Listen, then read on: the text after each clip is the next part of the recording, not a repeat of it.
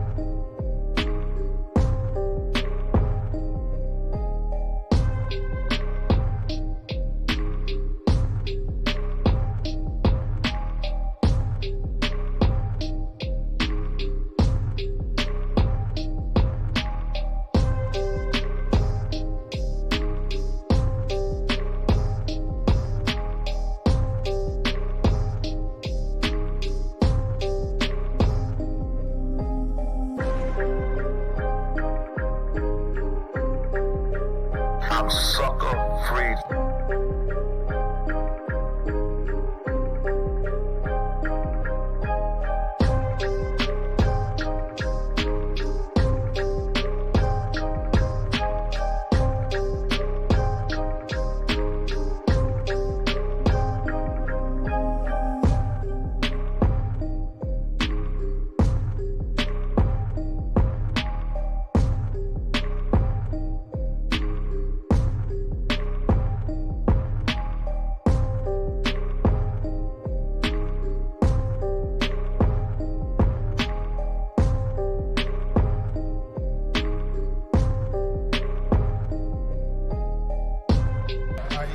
Instructions in the dressing room. Do you have any questions?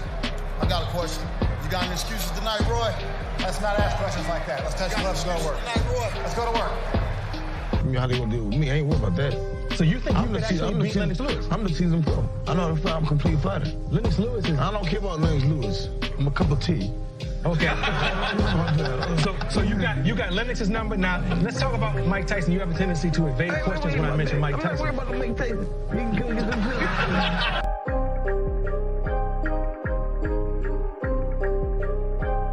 I'm sucker free.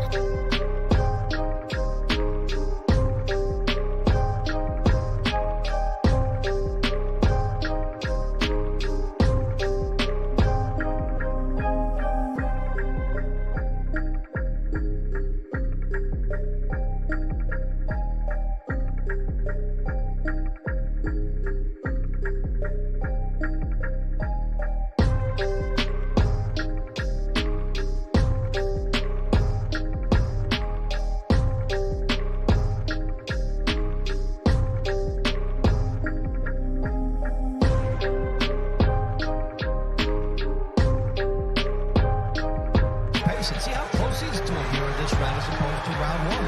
And he's found a home. That right hand almost clipped him with the left hand. But see, Sweet Pea just dances around and makes it. And it's hard to look sharp against Purnell. Dabbling with southpaw. See how well that lasts. There's about 5 or 6 punches thrown at the back. I'm sucker free.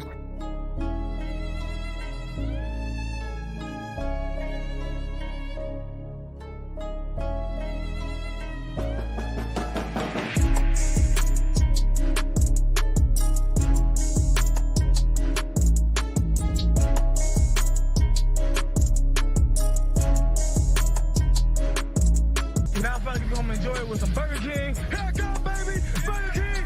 Burger King! Yo! And Dr. Bob Bear, come meet my man.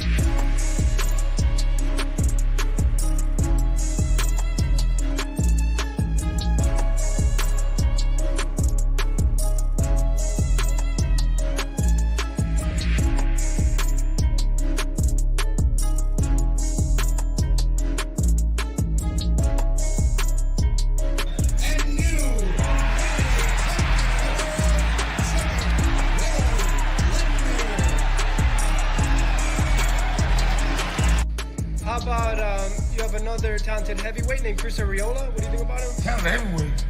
Who? Chris Arreola, the Nightmare. Nah, I ain't been. My blues years old. I'm sucker free.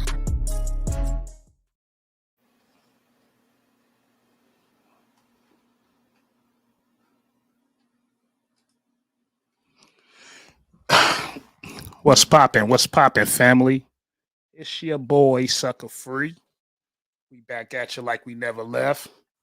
How y'all doing today? We is in the building, man. A lot to talk about today. A lot to talk about on this Sucker Free Tuesday, man. Rig fights. I ain't gonna waste no time. People who get in here a little late, just press rewind. You dig? But we gonna get into these rig fights today. For starters, though, I'm not really talking about. I don't like going live talking about the same. Hold on. Let me. Okay. Oh, okay. Now the volume on. There we go. Yeah. So I didn't want to. I'm kind of tired of going over YouTube and running into channels that, and no disrespect, first and foremost, salute to all the content creators that's doing their thing. Let's start off that way. Especially all the content creators who be on the internet and come check out the channel and come in and say what's up. Channels like Rebel Life, salute to Rebel Life Boxing, salute to Warzone, my homie Warzone. Them two guys always come in saying what's up to Sucker Free. I gotta remember to kind of salute to them guys, man, because what we building is something different for the smaller YouTubers, man. Salute to them buddies. But how you doing, Queen? Queen in the building. How you doing? Let me get my my stuff together too, man. Salute to you, Queen. How you been? Yeah, we gon', I've been surfing the internet, like all of us do, especially when it comes to boxing. And I'm just tired of the same old conversations, man. No disrespect to none of the content creators, because we gotta create content, you dig? And I'm just tired of those conversations. The Bud Crawford and Spence, the fight should be happening this day, looking all crazy in the camera, having the same conversations. Oh man, Bud Crawford don't want the fight because of this. Looking, Errol Spence don't want the fight. He don't want to sign the contract. All this goofiness, man. I don't know if we gonna ever get that fight, y'all. Every other boxing channel, Al Heyman said this, bucking their eyes and shit. But yeah, we in the building, man. I came in the building because I want to talk about something different. I want to kind of just like be as different as possible, man. I decided, to dig into a couple channels and do some reviews on a couple channels that's been really dialoguing about the rig fights in boxing history. I've also watched a couple fights. I've over the last maybe 2 or 3 days, I've been watching some of the most, I would say, questionable fixed rig fights, so before we get into the live stream, because it's gonna be for a little while, y'all, we gonna have a good time, man. I hope y'all locked in. I got a new channel and it's called Numbers Don't Lie TV, and that over today will be a live stream based on the new channel that I'm building, which we will talk about not only boxing and basketball, but like more of an entertainment type of channel where we break down the numerology, we break down gematria, the numbers, the letters, the symbolisms, the gestures that celebrities do when they're making alleged sacrifices, celebrity deaths, scores at the end of games, boxers fixing fights, all type of stuff, man. So make sure y'all subscribe to that new channel, because that's the channel where I will be doing primarily these type of live streams.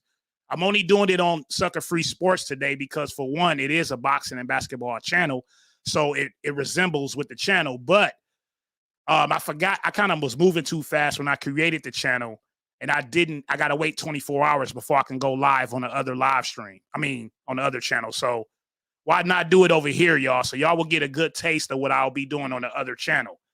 And other than that, man, I think primarily we're going to be talking about rig fights for some time. Now, the boxing entertainment talk will come probably after that. But let's see. Let me see. Salute to you, Stingray. How my brother Stingray doing, man? Okay. And and salute to everybody in the chat, man. So let me get to it real quick. Let me upload this video so we can start it off, man. I kind of been researching these fights, man, and let's see. Okay, hold on 1 second, y'all.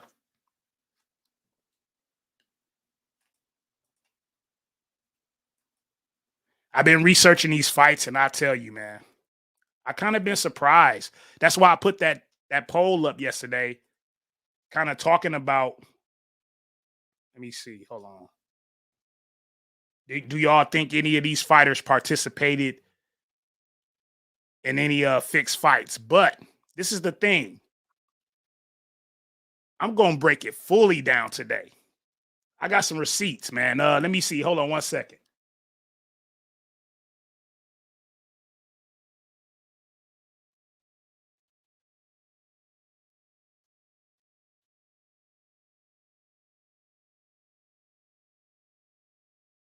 Trying to remember which one it is. Okay. All right, so we need this one. 1, 2. All right, so let me put the copyright claim. Let me play this copyright claim video so we can get started, y'all. And by the way, this is part of my little intro for the new channel too. Men lie, women lie, numbers don't. Men die, women die, numbers don't. What you think I'm trying to hit my number for? I said, what you think I'm trying to hit my number for? Men lie, women lie, numbers don't. Men die, women die, numbers don't. It's a secret society. All we ask is trust. All right, so that's the copyright claim. Let's get to it. Where's we at? Where's it at? I don't play that many video files, so I got to remember how to do it when I'm live. Let's see.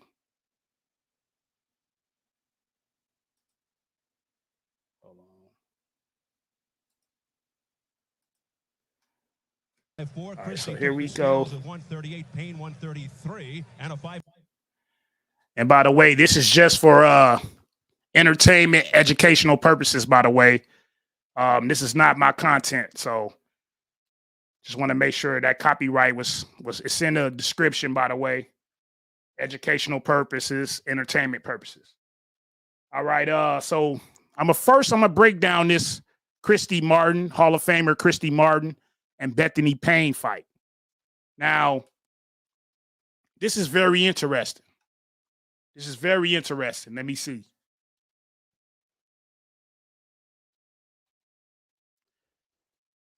Now, I know a lot of us know about fixed fights and stuff like that, and we hear the stories. We heard the rumors and stuff like that.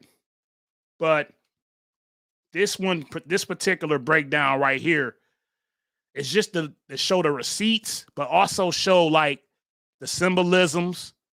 It's going to show, I'm going to break everything down, y'all. So, this should take about 15, 20 minutes for this breakdown. Maybe a little shorter or a little longer, but we finna get into detail. So for starters, before we even get into it, you got Christy Martin going against Bethany Payne. Now, Christy Martin, this was in 1996. This was November 9th. This fight came on. It was a pay-per-view. This was the prelim of Evander Holyfield and Mike Tyson won. Mike Tyson won the first fight, I think. I think it was the first fight. I ain't particular on if it was the first or the second, but I think it was the first. But anyhow, now when you're dealing with gematria and you're dealing with numerology and you're dealing with colors, numbers, and letters, you're dealing with mannerisms and symbolisms. Now, how you could tell fights are fixed or rigged is by the things I'm finna break down right now. So, as you can see, don't be fooled by the numbers and the colors before they even get in the ring and the dates. Now, this fight came on November 9th. November 9th is 369. Remember that. That's the 3 3s. 369. The fight was on the 9th. Now, you go into their weight. I know you can't tell much by the weight. You can't tell by the numbers, but as I move forward, you will get the whole breakdown. Check out Bethany Payne. Bethany Payne weighs 133 pounds, as Christy Martin weighs 138 pounds. Okay, just remember that 133. That 133. Remember that number. She also got a gold robe on, by the way. Now, we know Christy Martin, those her standard colors. She used to wear pink. The coal mine's daughter, she used to wear pink and like far as her colors. But let's go. Martin 5'4", Christie tipped the scales at 138, Payne 133, and a 5-inch reach advantage for Bethany Payne. Anthony Mata rules for the scheduled 6-rounder with... They change it up real quick. 10-point system. 10-point must system. 2-minute rounds, right? As you can see, you got 3 judges to score the fight. You may think to yourself, okay, there's always 3 judges scoring a fight. So that's nothing new. You got 3 judges scoring a fight. You got a 3 knockdown rule in effect. Once again, they're giving you the 3-3. Now, check this out. The 10-point system, they're telling you right in your face, this is a fixed fight. 1-0-3-3. And let me rewind this video a little bit. Let's go back. 1-3-3 is her weight. Bethany Payne weight is 1-3-3. Let's go. Right there, it's starting to make sense with the numerology. 10-point must system, 1-0-3-3. So they're telling you kind of right now. Once again, if we get to the next Nevada rules, before end of round 3, technical draw. After round 3, scorecards. Once again, they're giving you the 3-3 number. Now, once again, this fight was on the 9th, 3-3-3. You know, as of 369. If you add it up, that's 3 3s. You got 3-3 before the end of the round 3. You got after end of round 3, which is another 3-3. So I'm just trying to give y'all the numerology. This is all based on numerology and gematria. Now let's keep going forward. You see, she got the gold robe on. Let's get into that. If an accidental foul occurs before the end of the 3rd round, the fight's ruled a technical draw. Now, before we even get into that, check out Christy Martin as she rubs her eyes. Now, I know some of you guys don't look into details, but when you're dealing with symbolism, when you're dealing with when you're dealing with a mastermind, as far as gematria, numerology, master masons, the stuff these people practice, you're going to see the signs way before they even get in the ring. Now watch as Christy Martin, she's gonna act like she got some in her eye, right? Now, I'm not saying she didn't have some in her eye, but what I'm saying is watch how she waved her eye like 3 times. Basically, see, I understand this stuff because I've been paying attention to it for about 10 years. So when I explain it to you guys for the first time, you might not get it. But she's going to wave across her eyes 3 times. What that is doing, she is communicating. That's like a sign. That's like a sign she's communicating and paying respect to whoever put her in this position to get this easy win. Now I'm gonna go back a little bit so you can see her wave her eye 3 times. All these 3s before the fight. Look at her. 1, 2, 3. Just seeing Christy Martin go across her eye 3 times. I'm gonna rewind it again. We're gonna break this. We're gonna break it down. Whoever got to rewatch this, just rewatch it. You will get the whole symbolism and what I'm saying if you just getting on. Watch her now. 1, 2, 3. She waves across her eyes with the glove.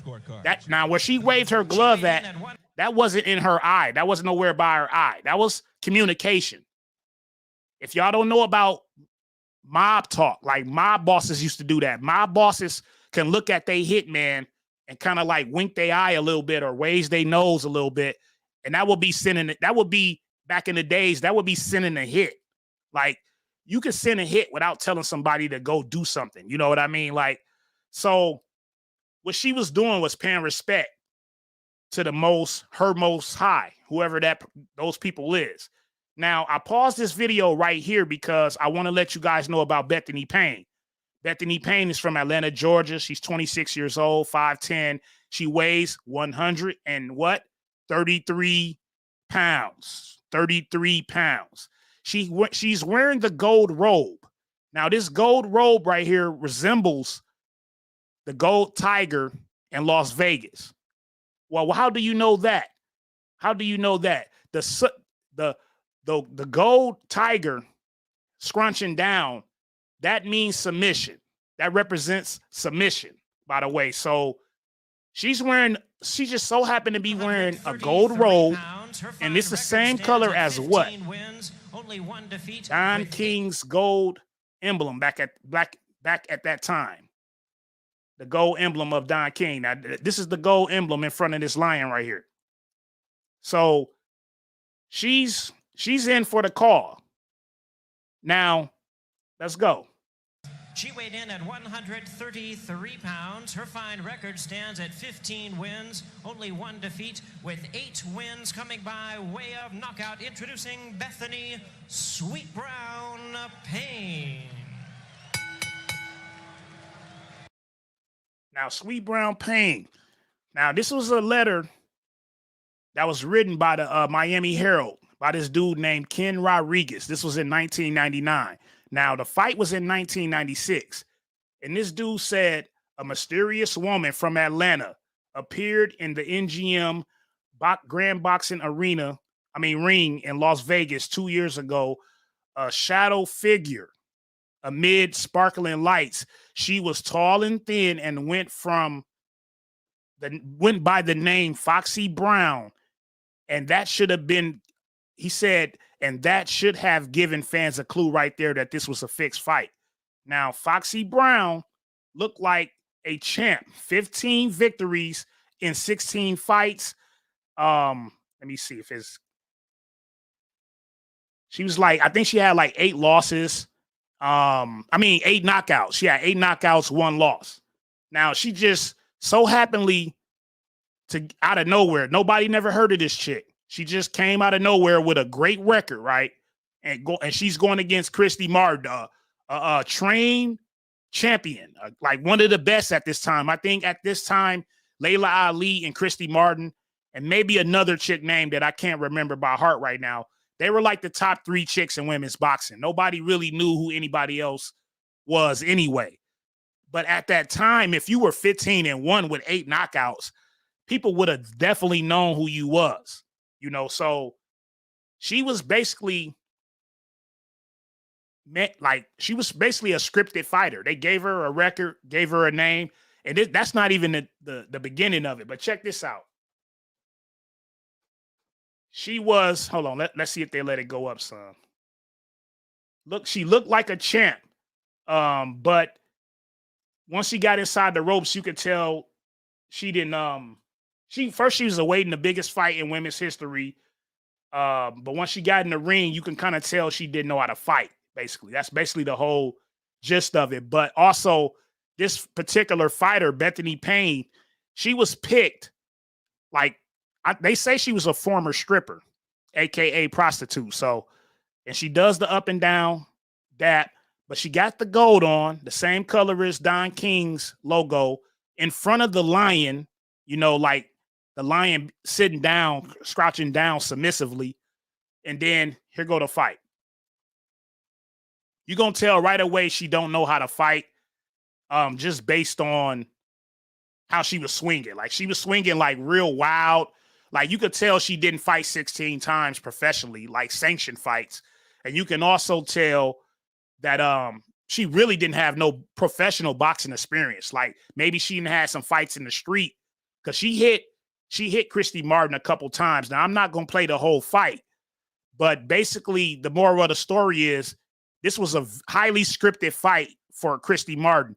And as you see, Christy Martin landed that right hook and it stunned her. That punch right there stunned her. And Kenny Bayless is watching, refereeing the fight. He stopped the fight based on how she stunned her. It was the same punch that Alicia Bumgarner hit Terry Harper with when she kind of damn near knocked her out while she was standing up. That was the same punch. But the moral of the story is Bethany Payne had no ring experience. They basically manufactured her as a champion fighter to go against Christy Martin in a highly championship type of fight on a pay-per-view, the prelim under Tyson and Holyfield. Now, I went and looked up Bethany Payne's record, because I hadn't seen her fight 16 times, let alone more than 3 times. I was looking on the internet, couldn't find no fights of her, but caught her with that right hook right at the end of the first quarter. Right at the end of the first quarter, caught her. But that ain't even the half of it. Let me see. Let's look up Bethany Payne record.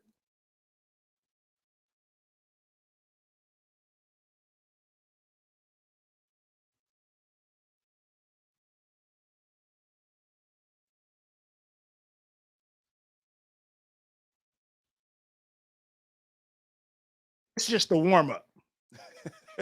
This is just the warm-up right here. Let me see. So we go to Bethany Payne. Let me see. Let's go out of here. I'm going to take this out. This is just the warm-up. Let's look at Bethany Payne's record real quick. And then we're going to get into the real stuff. I just want to show y'all I know what I'm talking about. Hold on. How you get it? Okay. Let me see.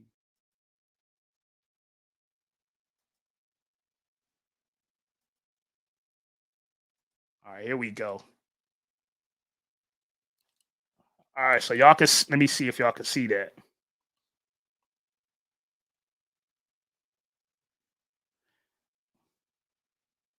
All right, so it's, let me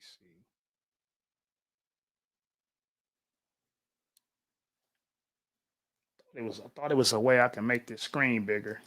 Let me see. All right, as you can see, this is Bethany Payne's record right here. Her real record.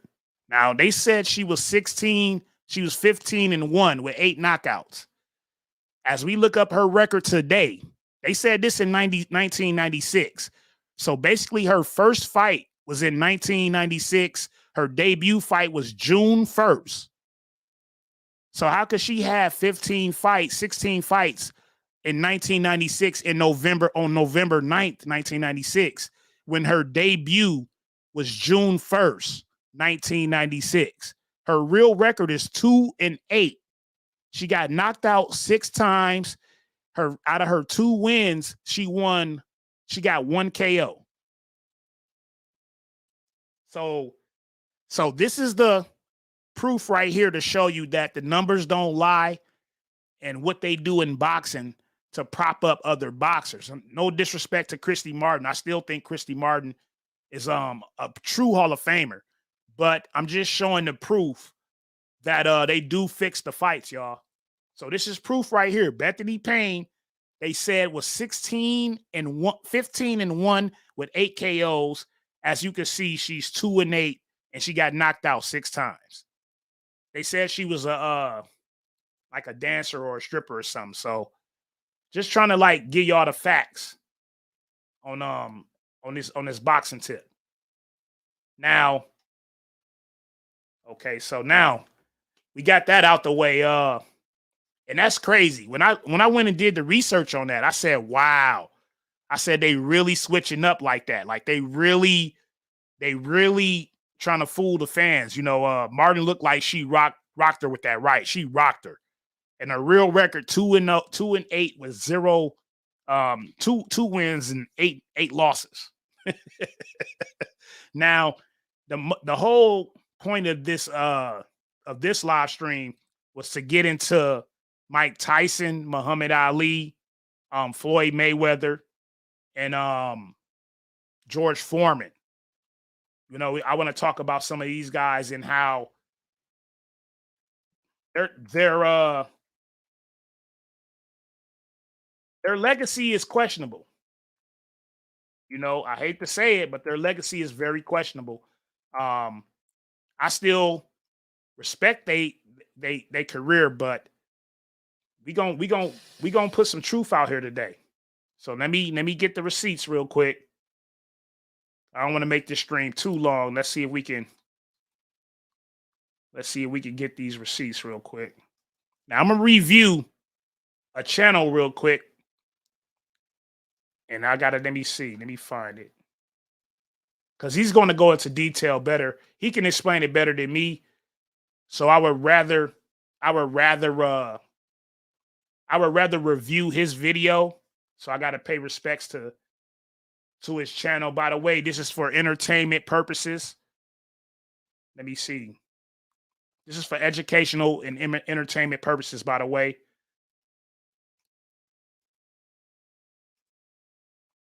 So we're going to go to the industry Hoax channel. And let's see. We're going to find a salute to Industry Hoax, who makes amazing content, by the way. Let me make sure I put this on pause and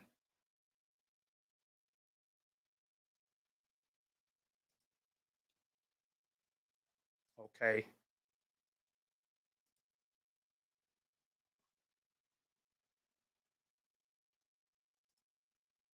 All right, so let's see.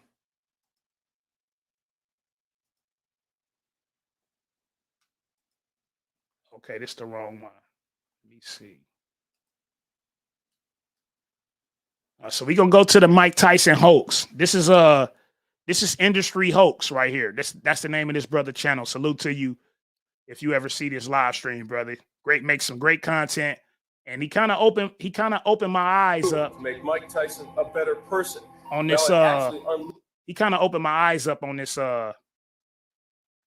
boxing stuff, man. I mean, I kind of knew about a lot of this stuff, but the way that he go into detail and breaks down Tyson Hoax, all the fixed fights with Tyson, you got to give him credit for that. And also Muhammad Ali, when you look at Muhammad Ali, man, I'll say what I got to say about these guys after we do this research. If you guys just getting in, man, make sure y'all y'all might have to check out the beginning of the live stream, man, where I kind of broke down Christy Martin and Bethany Payne's fight and how they fixed her fight, one of her fights. Now, and also, guys, these type of breakdowns, I will be doing these breakdowns on Numbers Don't Lie TV. That's one of my other channels. The link is in the description, so make sure y'all subscribe to that. I'm going to be doing some amazing breakdowns over there. I want to keep this channel commentary, so I did say it was going to be just boxing, but to be honest, it's going to be boxing and basketball commentary and like prediction videos. That's what this channel going to be. The next channel is going to be more like what I'm doing right now, as far as going into numerology, gematria, and breaking down like celebrity deaths, the industry, just the industry in general, as far as entertainment, sports and entertainment. So you definitely want to subscribe to the Numbers Don't Lie. The link is in the description. All right, let's get back to it, y'all. So this is Al Bernstein right here. He's going to be talking about Mike Tyson, and then I'm going to let it play, and I'm going to have to stop it in between until we get I don't want to mess the algorithm up. So here we go. Unleashed an amazing talent. In fact, there was a talent so different that the people guiding him into his pro career understood that the plan had to be different. And it was a plan much different than we're used to seeing in modern day fighters. Mr. D'Amato. And by the way, salute to you, Randy C. Appreciate you, brother, for coming in the building. In a brilliant fashion, choreographed the way Mike should fight, how he should fight, who he should fight, even though he had.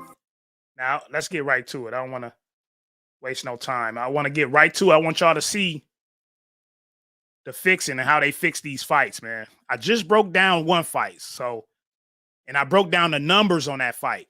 Because remember, numerology makes it's all connected. Gestures, everything. Hand gestures. He gonna break down how Holyfield and Tyson fight was fixed when Tyson bit his ear. We gonna get all into that. Here we go. That's long since run.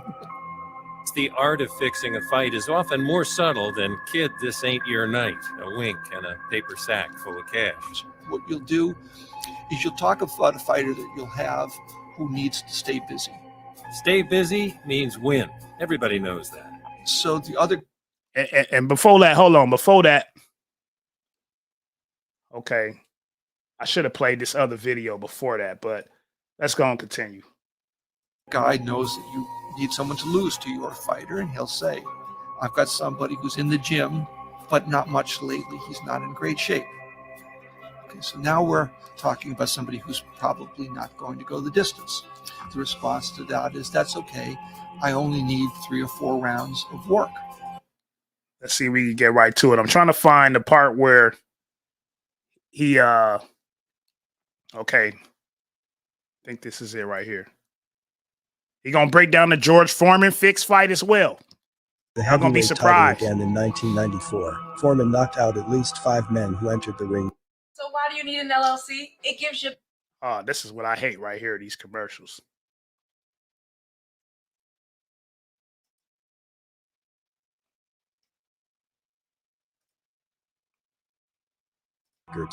One of them, Mike Jamison. Now, this is what he talking about when he fought Mike Jamison. I remember this fight, y'all, and didn't know it. That's why I was so shocked. George Foreman is one of my favorite heavyweights of all time. I got his glove right behind me. I got like t-shirts of George Foreman, like George Foreman, Mike Tyson. Man, this stuff tripped me out, man. The heavyweight title again in 1994. Foreman knocked out at least 5 men who entered the ring with bogus records.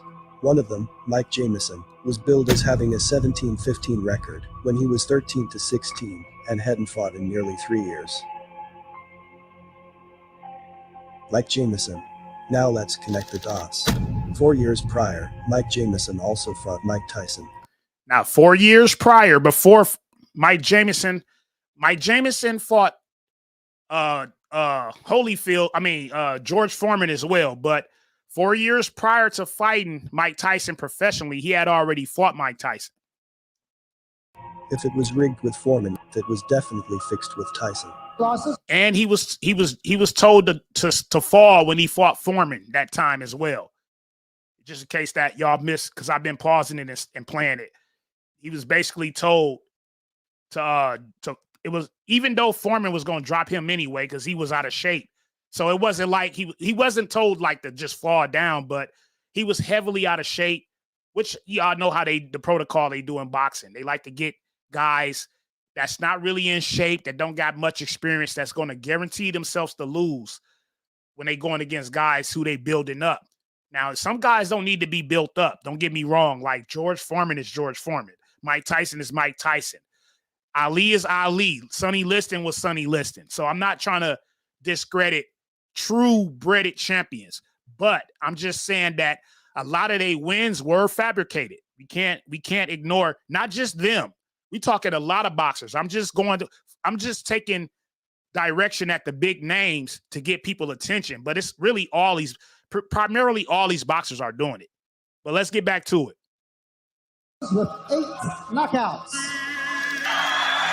Jamison is doing now he in the ring with Jamison. One has to remember that just because a fighter is hit, it does not mean the fight isn't fixed.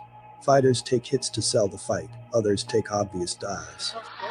Now remember, we have seen plenty fights where people got hit, people People got hit over the head and fell as if they got hit by a truck.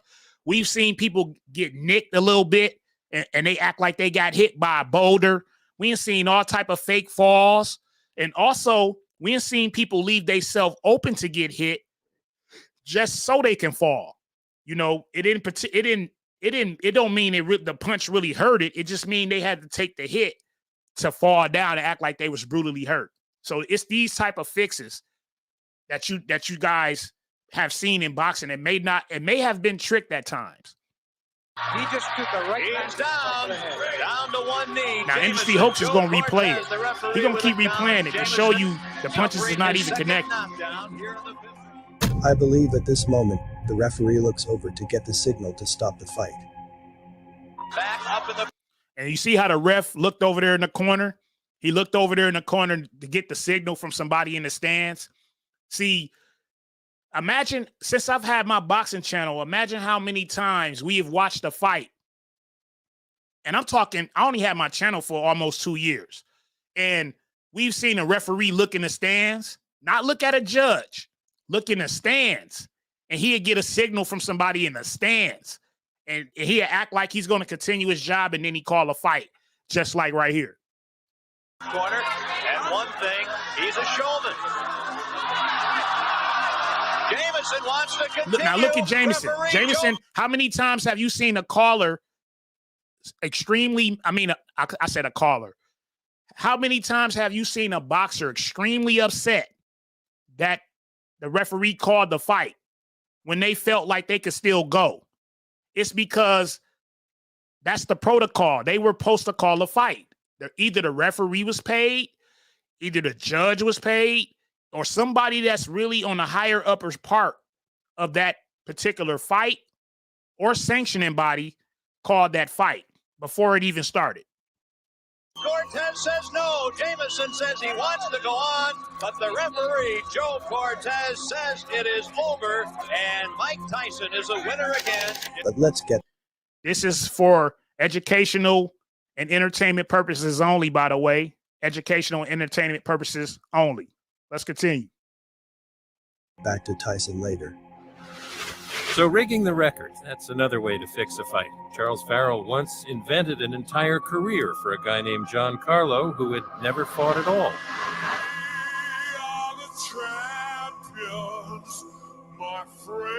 Salute to my brother Chef. Chef, how you doing, brother? Queen Tegra, Randy C, and Chef in the building. Salute to you guys, man. Appreciate y'all, man.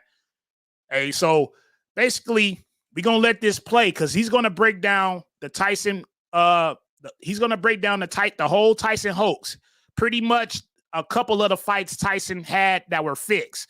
And once again, I want to say, we don't know if Tyson, and when I talk about Ali later, and when I talk about Foreman and all these guys, listen, I'm not saying that they knew. I'm not saying that they were aware that the fight was a fix. I'm just saying that the fights were fixed. Just like I broke down the Christy Martin fight, I gave y'all the numerology. I gave y'all the gematria. That's what I'm going to be doing on the other channel, is breaking these fights totally down, number-wise, gesture-wise, symbolism-wise. And I'm going to break down so many facts. You guys are going to be surprised that this stuff is really going on. Some stuff you're going to know about already, but I can guarantee you by the end of this year, the stuff that I got to tell you about entertainment business in general, not just boxing, you guys going to be shocked. All right, let's continue.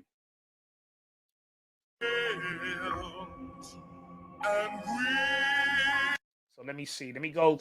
So they're going to break down the Bethany Payne fight and Christy Martin fight. I just broke that down, though, already. So we're going to pass that up. And we're going to get to Mike Tyson, one of Mike Tyson's fixed fights. Let's go to that one. I've been there when they fixed fights. I'm talking about people paying people to take dives. I've seen the rehearsals. I have first-hand knowledge of that. It still happens. A lot.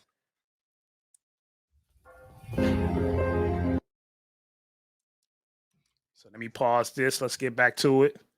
All right, here we go.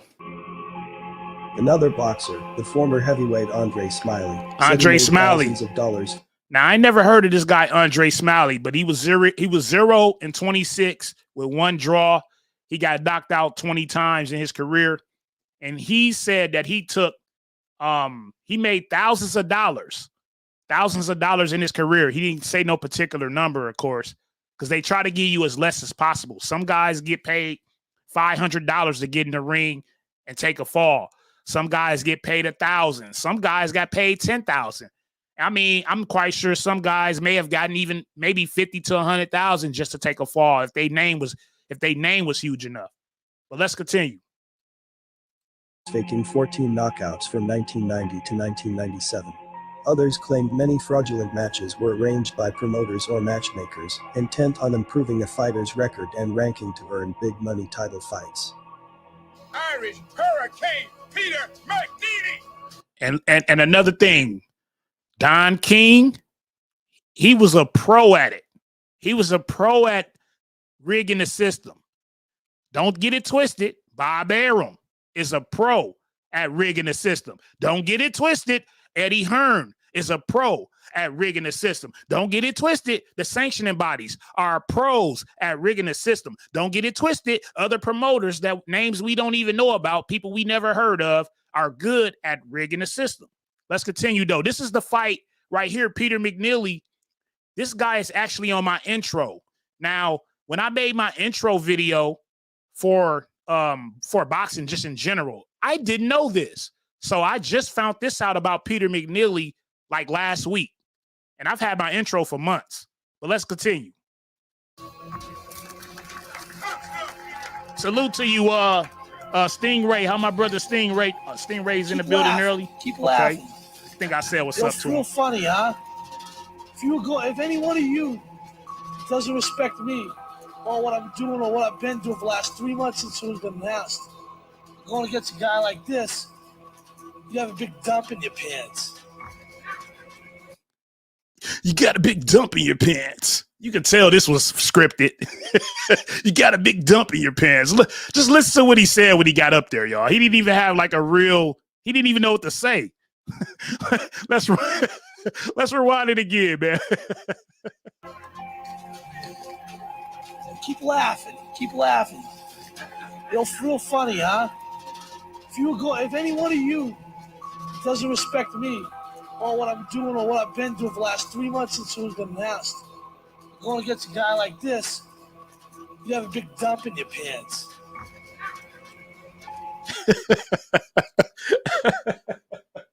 Oh man, you got a big dump in your pants. All right, y'all. So hey, all right. So let's finish it. Dog. That was funny. Make them soon, because remember what happens when I wrap you in my cocoon. Becky only had no money, so for a while. Now that dude right there that they got the bullseye on, he was known for fixing fights back in the days. I can't remember his name. I think they're gonna say his name in the video, but I didn't know much about this guy, but I've heard of him, He's not the only one. It was another guy that was part of the WWF that got into boxing as well, and he was fixing fights. He was like a fat dude or like a shag. I can't remember his name. He was like a heavy-set white guy with a shag. I can't even remember the dude name like that. But I think I seen a video of him. I don't know if it's on this one. But let's continue. I was bankrolling what they were doing. I was bringing McNeely and sometimes. Y'all remember this on my intro. This is like my first part of my intro right here. When Peter McNeely was mugging Tyson and Tyson looking at him like, you clown, I'm finna knock you out. To Al Braverman's office. So let's move forward to the fight. And y'all gonna see how the fight was fixed right here. I gotta move a little faster. Call to let you know the fight won't go. It's not going to go 90 seconds. It was, it was $1 million bet, and the fight's not going to go 90 seconds. Somebody thought you might be interested in that. Stop that nonsense. They were starting to butt heads. Tyson with a left hook right up in the crowd. McNeely's hurt this time, Steve. He's very hurt. He can barely stand up. This video is for educational and entertainment purposes only.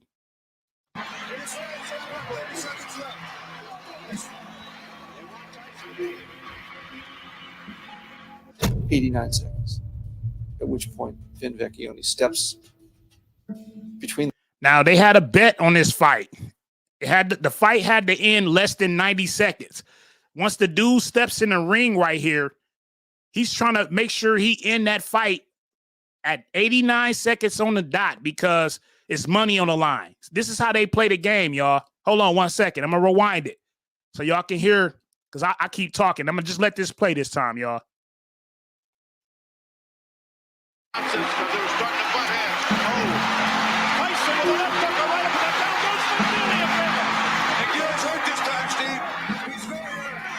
can barely stand up.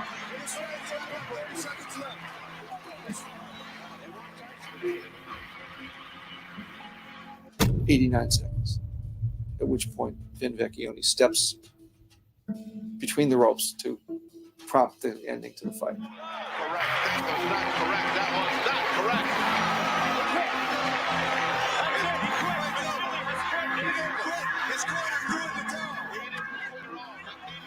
He said, I stopped the fight. I stopped the fight. He had to tell him, because Peter McNeely, like, man, I could still go. But he tripped over Mike Tyson's foot. Now, Tyson was going to whoop Peter McNeely anyway. Let's not get it twisted. But it's bigger than that. That's the whole point. It's bigger than us knowing he can knock dude out.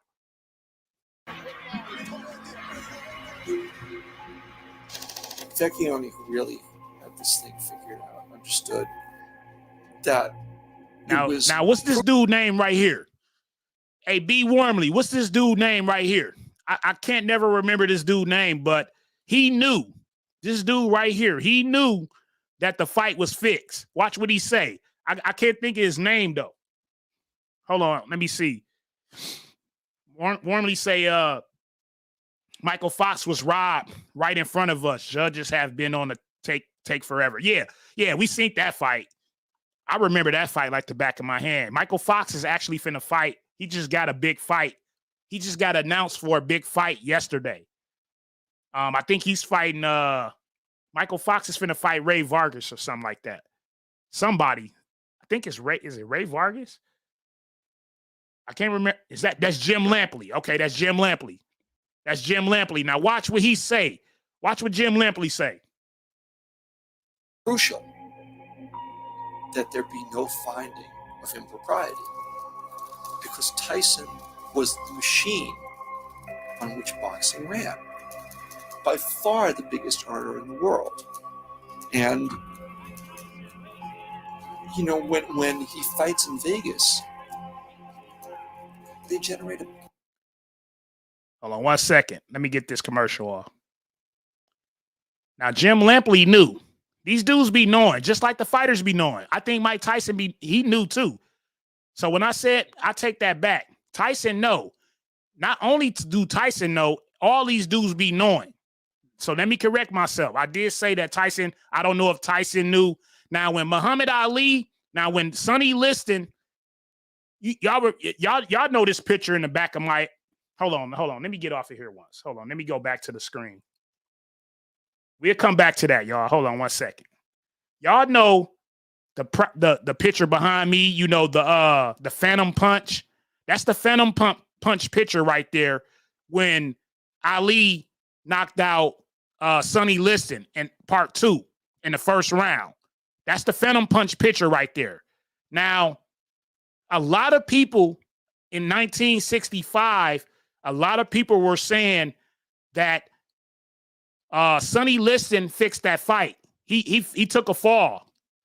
If you watch that second fight compared to that first fight, now don't get me wrong, Ali is a beast. Ali, like the way Sonny Liston fights with his jab moving forward, he could not connect on Ali, and that's not by, that part wasn't fixed. Ali can move. Like, Ali was special. He was special, man, but so don't get me wrong. But if you see the first fight compared to the second fight, because the first fight, Sonny Liston got cut. He had a busted nose. He got cut under the eye, like by the eye area. And he kind of gave up on that fight. You dig? But he The second, but even before he gave up in like the 7th round. It was like the 6th or the 7th round. So if you look at that fight in totality, Sonny Liston was really trying to fight. He was really trying to beat Ali. Now, if you go back and look at fight number 2, man, you will see a whole different type of fighter. You will see a whole different type of fighter, man. I believe, just watching the fight, I wasn't there or nothing like that, but just watching the fight on YouTube, I believe that Sonny Liston took a fall. And when you look at the reaction, the reason why Ali got his hands scrunched like that is because he was mad that Sonny Liston failed. So Ali may have not known. Y'all hear me? Ali may not have known that Sonny Liston was taking that fall. You get what I'm saying?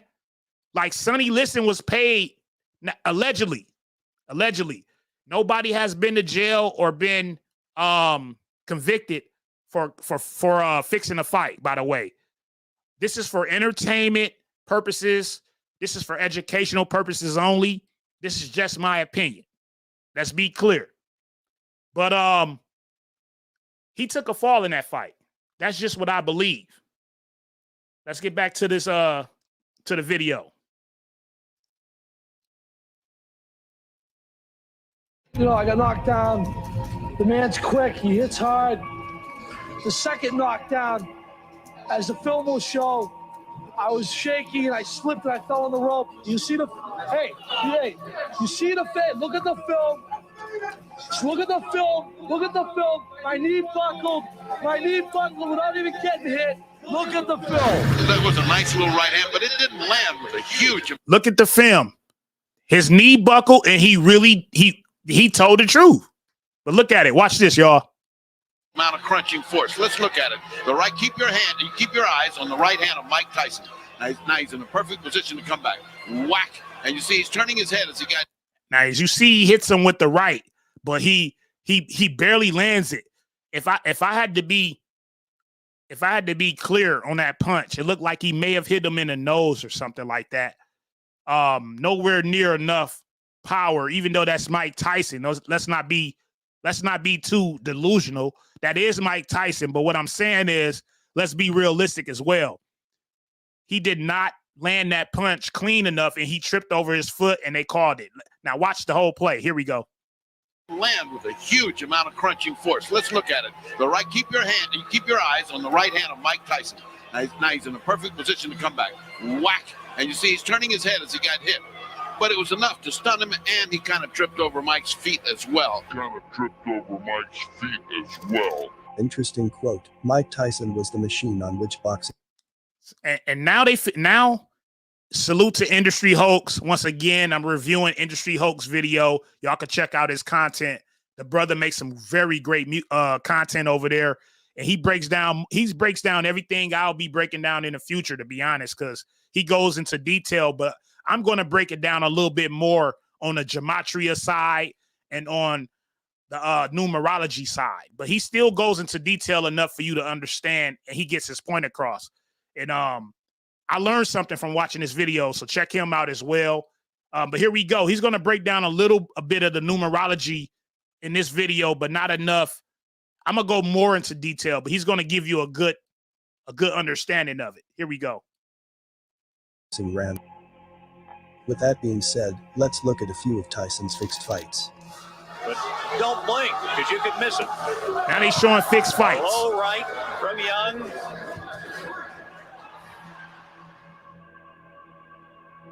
Look, he didn't even hit the dude. You see how the dude fell into the ropes? Let's play that again. This was a fixed fight. This Mike Tyson, y'all. A low right from Young.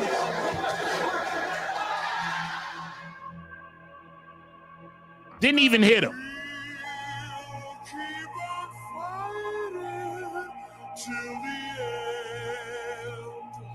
And he acting like he got hit. He acting like he got knocked. He acting like he got punched with a boulder. And he didn't even get hit.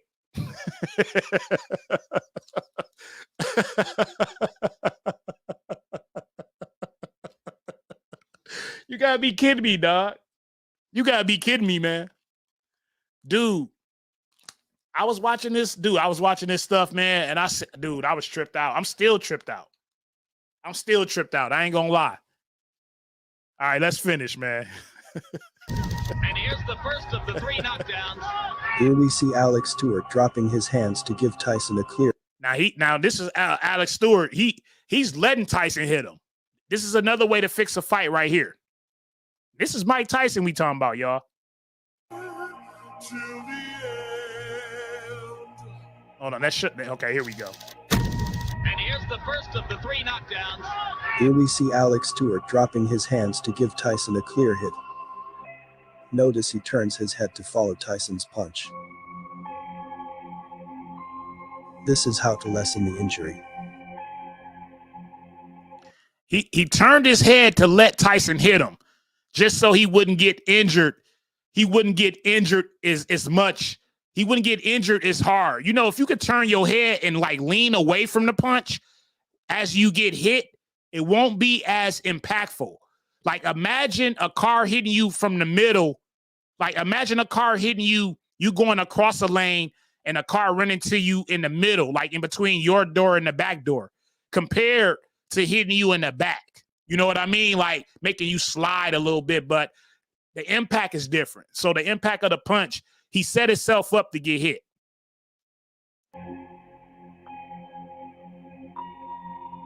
This next clip proves it was a fixed fight without seeing punches thrown. Listen to the commentators, look at the scheduled rounds. That he'll be able to take a punch, that he'll fight back when he's hurt, that he'll persist when he's frustrated, that he'll be able to go 10 hard rounds. Jim Lampley just said it. Jim Lampley just said it. 10 hard rounds. Jim Lampley knew. Jim Lampley knew.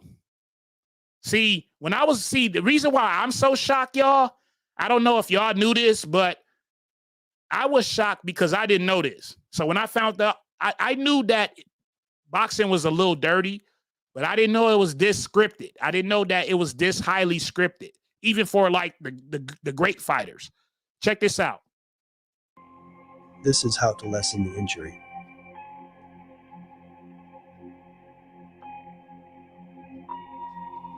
This next clip proves it was a fixed fight without seeing punches thrown. Listen to the commentators, look at the scheduled rounds. That he'll be able to take a punch, that he'll fight back when he's hurt, that he'll persist when he's frustrated, that he'll be able to go 10 hard rounds. That'll be able to go 10 hard rounds. His expectation tonight is to beat Mitchell Green, but Mitchell Green, like him. Now, Mitchell Green, we all know about Mitchell Green, right? Hold on, let me go off screen for a second. Let's go off screen for a second. We all know about Mitchell Green. Hey, that was one of his funniest, most interesting opponents in his early career. You know, his earlier career. I want to hear what some of y'all saying before we get back into it, y'all. But let's see. He say Jordan and a shot versus Brian Russell, offensive foul. Yeah, a lot of people said that. I got some stuff, B. Warmly, for the NBA. Ooh, I got some breakdowns for the NBA. I got like 10 live streams done already, in my mind at least. So like we gonna get into it. Let's see. Warmly say, remember when Tyson lost to Buster Douglas, there was a major bet placed right before the fight for Buster Douglas to knock him out in exactly the round it happened. I'm saying, I'm saying, Hey, B. Warmly, I can guarantee when you heard that, you probably was like, what a top. What a top. You probably was like, what a top, B. Warmly, straight up. Let me see. Queen say he didn't even hit him. Yeah, he did. A lot of fights, you could tell the way that the fights ended that they were fixed. He didn't even land the punches, and the dudes were falling out.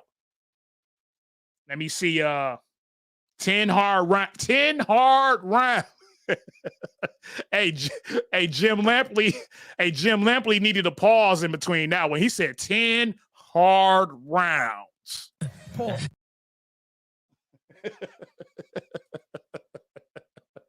Pause. He needed a pause on that one. I ain't gonna even lie to you, but they do be telling us though. Chef, he said the announcers be telling us. They really tell us. And by the way, if y'all missed the beginning of the stream, check out the numerology too. Though they tell you with the numbers, they tell you what time the round in. They tell you the records. They make up records for these fighters. All type of stuff, man. All type of stuff, man. Let me see. Let's get back. Let's get to Mitchell Green. Let's get to Mitchell Green.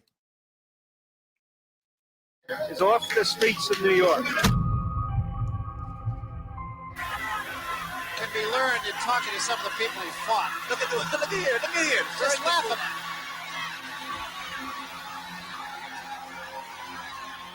And Green seems to me, Ray, to be doing all the wrong things. Now look how Green throwing his punches. The fight is scheduled for 10 rounds. The fight is scheduled for 10 rounds. Check it out.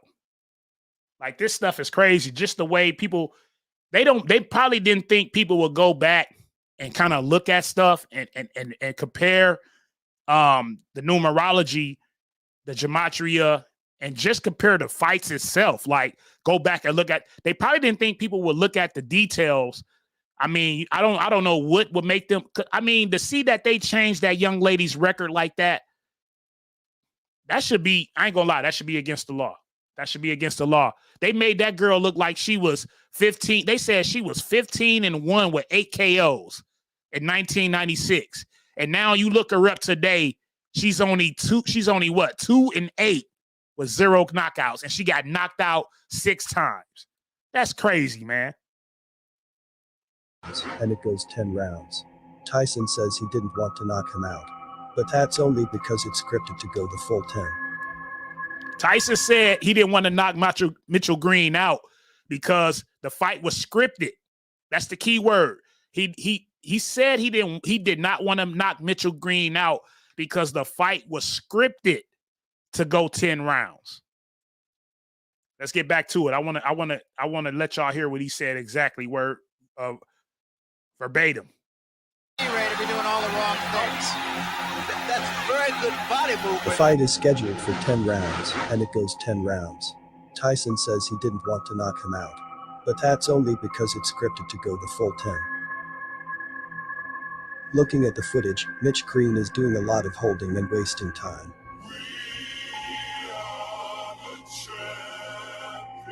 And look how Mitch Green is fighting him. Mitch Green ain't even really trying to hit him.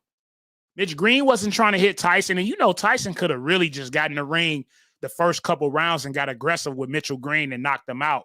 But the fight was really scripted, y'all. So Tyson knew this. Tyson knew this, y'all. And I'm not, like, knocking Mike. I'm not knocking Tyson because Tyson come from Brooklyn. He trying to feed his family. But I'm also not speak and have excuses for these professionals because I know some things, and I'm not going to get into it right now, but I'll wait as we move forward. I want to get y'all used to, I can't tell y'all everything on the first live stream. I got to wait and kind of bring it in piece by piece so y'all can take it in maturely instead of like giving y'all so much information at one time that it's hard to believe. So, but I got so much to say about a lot of these entertainers, man. And like, I'm taking down all these pictures in my room. Like, I'm done. I done heard enough. I'm going to be honest with y'all. I done heard enough for me not to be, for me not to love the fighters or the entertainers, any of the people they put in front of us as our heroes. It's a wrap. It's a wrap for that. But I'll get into that on another stream. Let's finish this up. The footage, Mitch Green is doing a lot of holding and wasting time. Look how they fighting. They fighting sloppy as hell. You know Tyson and Mitchell Green don't fight like that. They fighting like they don't want to hit each other. Look at that. I'd say at this point they're really not trying to hit each other. Look at him. Just Tyson laughing while he fighting. You know Tyson don't laugh like that. Farrell's guy was a heavyweight named Mitch Green. He'd put Green up and supported him for 18 months. Then he arranged a fight that was supposed to launch Green's comeback. The fellow in the other corner was Bruce Johnson. Bruce Johnson is... Now, Bruce Johnson, they going to go back to Mitch Green, y'all, but they just trying to show y'all all of the fights that they was able to catch. Mike Tyson, like not necessarily Mike Tyson. Let me not point this directly at Mike because Mike don't got no power. Mike ain't the one behind the scenes orchestrating things. If you would have left it up to Mike, Mike probably wouldn't have cared who he fought. You know what I'm saying? Let's just be honest. Once again, I'm not trying to make an excuse for Mike. I'm just saying that I don't want to make it seem like it's directed at Mike Tyson. This is directed at the business of boxing. That's what I want to be clear on. This is for educational purposes only, entertainment purposes only. This is not my content. This is the industry hoax content. I'm doing a primal review on the boxers. We're not saying that any of these boxers have been convicted of fixing fights. I want to be clear. Let's move forward. It's one of these guys, and you see them often in boxing, but understands that the way he can make money in boxing. Look at Shannon the Cannon. Caught him with a straight jab. Fighters. Bruce Johnson fell right to the canvas, gave up off the jab. He goes into each fight trying to figure out what the easiest route out without taking an obvious dive is. And that's how he makes a living. So he wasn't even hitting Cannon. Shannon Cannon wasn't even hitting him and they stopped the fight. He walked away off the ropes like kind of just like not shaking up at all. But they showing his record. He was 9-33 and 1 with 27 KOs. He had 5 KOs out of his 9 wins. And let's just keep it moving. Too good a fighter. It doesn't take much to see how it's all connected. The guy responsible for fixing fights is managing Mitch Green, the guy fighting Tyson. And you think it's not rigged? Mitch and I got into a shouting match at the hotel right after the fight because I'd spent, what for me at least was a lot of money on him. More than that, I'd worked very hard to engineer his comeback. Now let me see if I can move a little bit forward. The clothes. Lord, baby, Tyson, you're a sissy. I want me some Mike Tyson, baby. I want me some Michelle Sissy Tyson. You don't get like this phony clothes. Lord, baby, and weaving baskets. You train. I want me some. Michelle Sissy. Because Mitch Green is managed by the man responsible. I want me some Mike Tyson. Hey, Mitch Green could sell a fight. I ain't gonna lie. That brother could sell a fight. He was like, far as like talking mess. Oh, he was one of the best.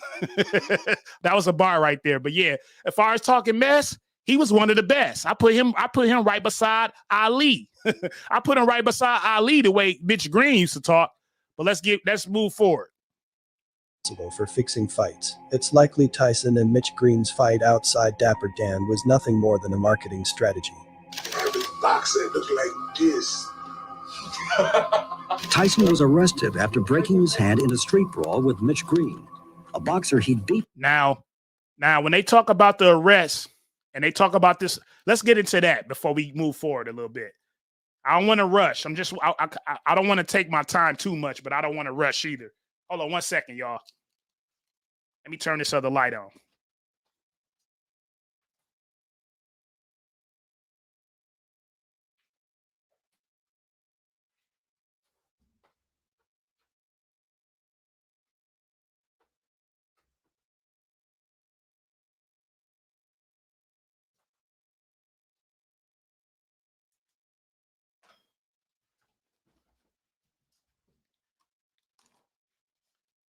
All right, so let's be clear. When we talk about Mitch Green and Mike Tyson, that whole saga between Mitch Green and Mike Tyson was scripted. When Mike Tyson got into it with Mitch Green in New York and they had this little brawl, people even got pictures. Check this out. People even got pictures of Mitch Green talking to Mike Tyson the same time. Like they're scripting the fight. They're talking to each other before the altercation, like not as if they were linking up and they was cool and they got into it. They were talking to each other because they were scripting the whole incident of them getting into it to sell the fight. Let me grab some out the kitchen, y'all. Give me 30 seconds. Eyes watering. Let me see. Hold on 1 second, y'all.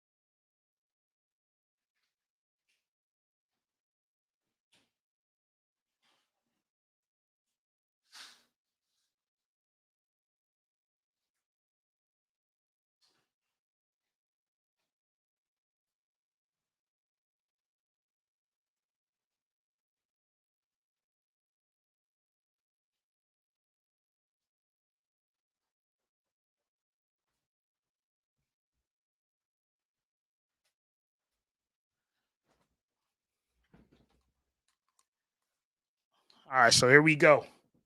Yeah, so I hope y'all enjoying this content, man. We definitely gonna keep this vibe pushing. And like I say, make sure y'all hit that subscribe button over there on Numbers Don't Lie TV. The link is in the community section. The link is also in the description of this live stream. Show your brother some support.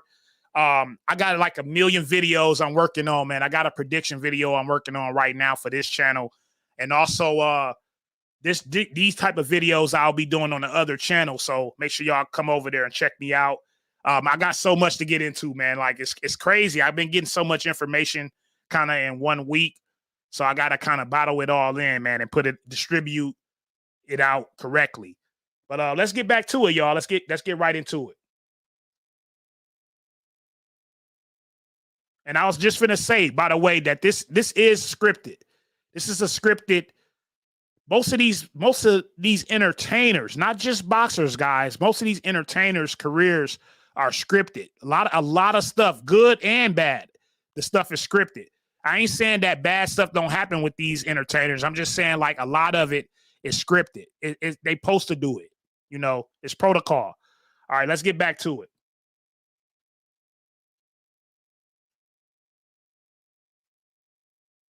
Hold on, let me see. Okay. Hold on.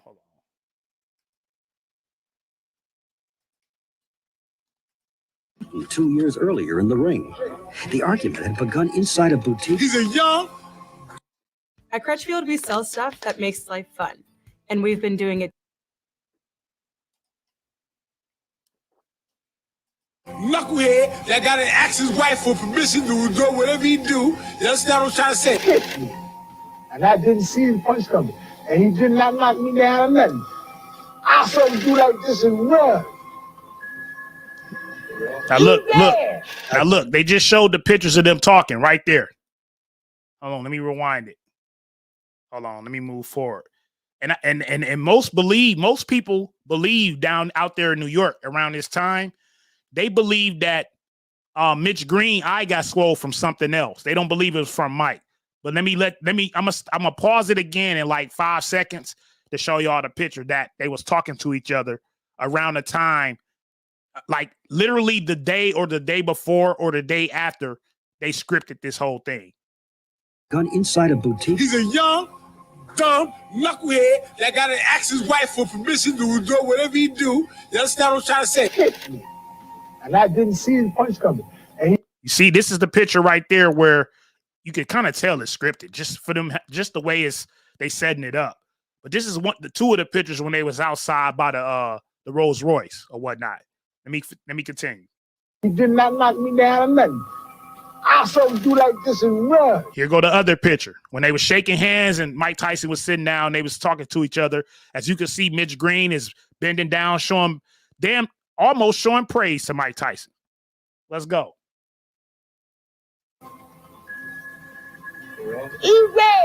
I personally believe the black eye Mitch Green received was caused by someone other than Tyson, but they used it as a tool to generate interest in a second fight between the two. Are you going to file criminal charges against Mike Tyson?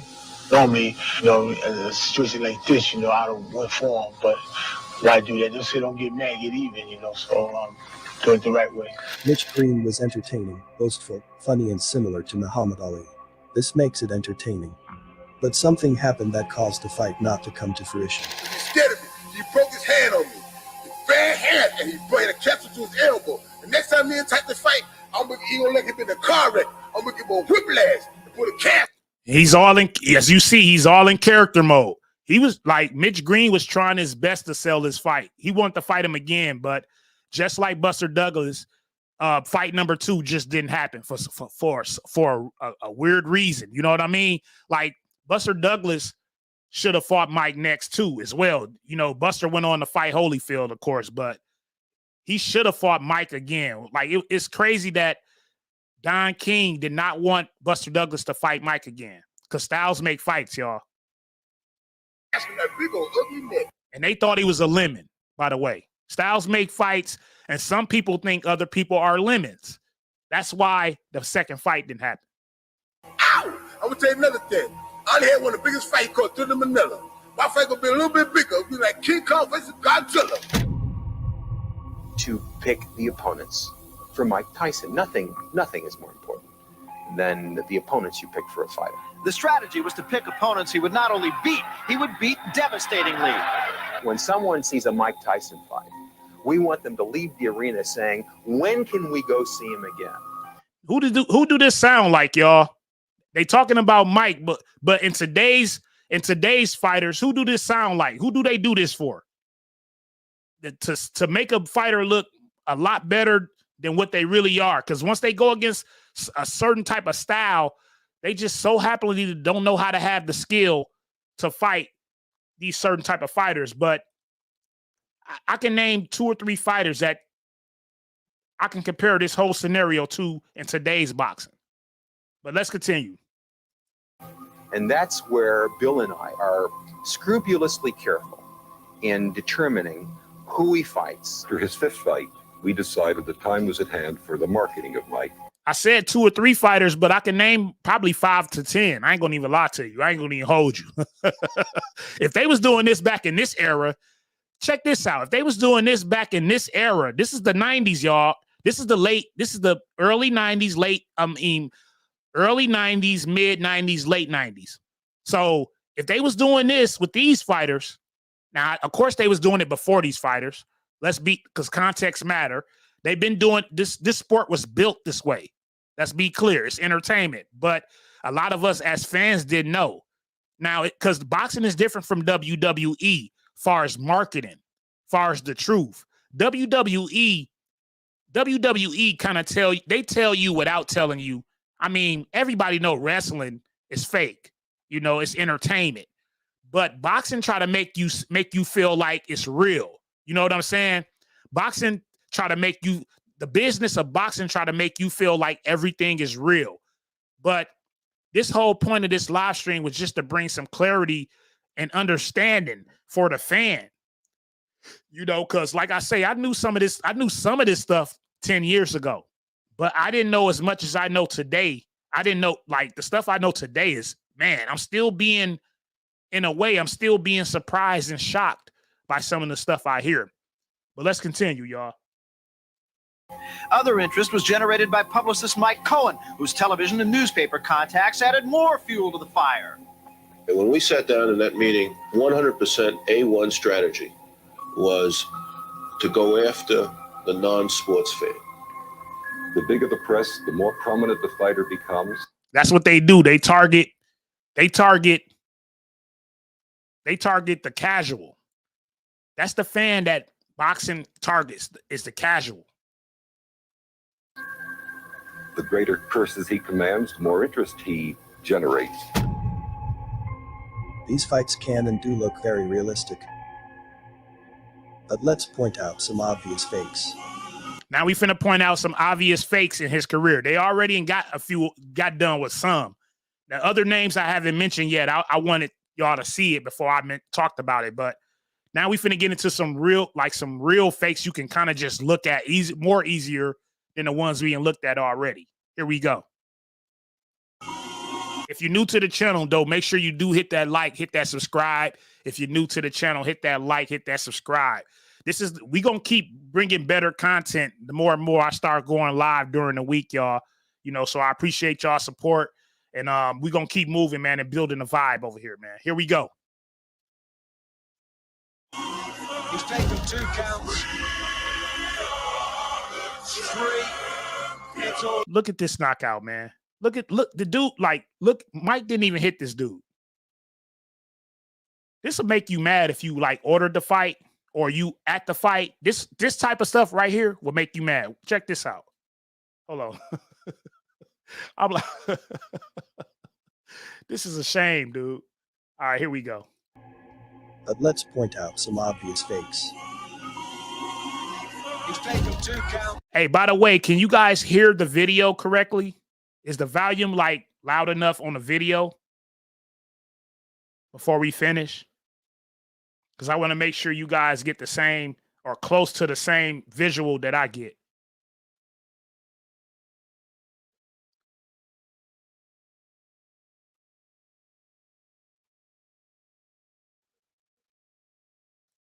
Yeah, I just need to know if y'all can hear it. Can y'all hear this video? Okay. All right, thank you, Chef. All right, here we go.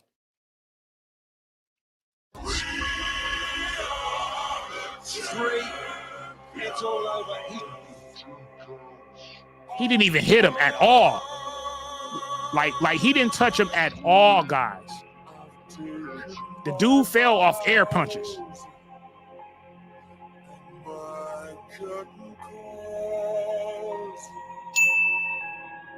Look at this dude.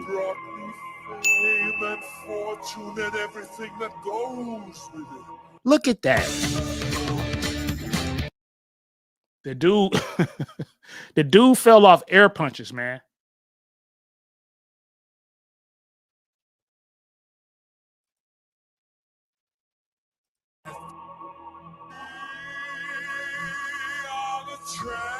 He threw a left hook. He threw a right, like a cross right. Neither one of those punches hit the dude, and he fell like he got hit with a boulder. Clear. That was a clear fix fight. Watch Tyson's corner. Here he is. See? Look at this. Look at this punch. He hit the dude. Cheeseburger. Where my cheeseburgers at, dog? Hold on, dog. Hold on, dog. I gotta give out some cheeseburgers today, dog. Hold on, dog. Where's my cheeseburgers at when I need them, dog? Where's they at, bro? Where's they at? Cheeseburger. We got to give out some cheeseburgers watching this, dog. I can't go a whole live watching this and not give out no cheeseburgers, bro. Oh, man. All right. Let's get back. Let's get back. I got to stay focused, man. All right, let's go. You can see his leg. Dude hit him with like a nick. He uppercutted him with he nicked his face, bro. Like he literally nicked his face. Man, I bet. Man, this is crazy, bro. This is crazy, bro. He nicked him and he felt like he got hit with a boulder.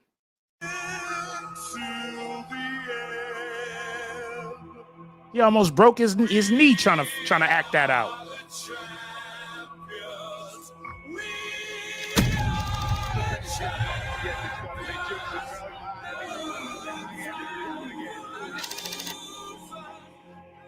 He didn't even hit him. He didn't even hit him. This is an uppercut. With and the opponent uppercut. Makes a motion as if Tyson. The dude thought he was going to hit him with a body shot right there. And he missed him totally. He missed him totally. And the dude fell like he really got hit in the body or in the chin when he didn't get hit at all. This is crazy.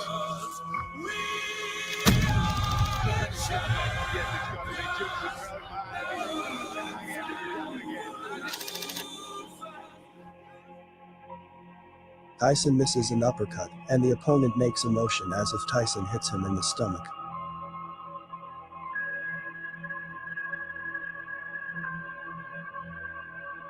Didn't hit him at all. This looks rehearsed. He was supposed to. The dude who did the video said, Industry Hoax said, this looks rehearsed. Hey, he said, this looks rehearsed. It do, though. It looks rehearsed, dude. It looked like they rehearsed that. That's crazy. That's crazy, man. To go down with a body shot. Watch this carefully, because Tyson in the blue is a bomber. He's trained by no other than Cus Amato. Now, this is the amateurs. This isn't a knockdown. Tyson pushes him down with his left hand. Tyson pushed him down with the left hook. It was a left hook push. It wasn't a left hook punch. It was a left hook push. And he dropped this dude right here. As if he's hit with a power blow. Even the way he's laying down looks fake. Look at the way the dude laying down, though. He acted it out so well. Like he deserved a Grammy, Emmy, a Source Award. Watch how he fall. Watch how the dude fall, though, and act it out. This isn't a knockdown. Tyson pushes him down with his left hand, and the opponent is laid out as if he's hit with a power blow. Even the way he's laying down looks fake. Butterfly.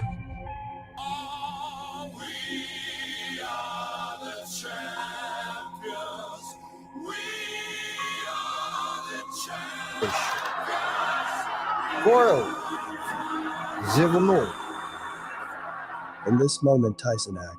This is crazy. This is crazy. Let me see if it's something else because we didn't see it. Oh, I want to see one more with Curtis Clayton. Hold on, let me see. Let's just watch them all. Let's just watch them all. We almost done. As if he's enraged, but you can clearly see he wasn't trying to hit the other boxer. Everybody that pushes the other. Is he knocking out? He not even hitting them, or it's like more like a push or like a. You could, if you really watch boxing like me, I understand the science. I have a certain level of IQ to watch fights. I know I ain't in the ring. Don't get me wrong, and I'm not at the fight, but I can tell looking at this film what's real and what's fake. I mean, if you smart enough to understand what a punch is and what in the business of boxing, then it makes sense. You know what I mean? But some people will argue with you and say, man, those fights were, you got those objective minds that just want to be objective on purpose. It ain't really like genuine, but let's just watch the rest. Let's watch the rest of this. Boxer's head down.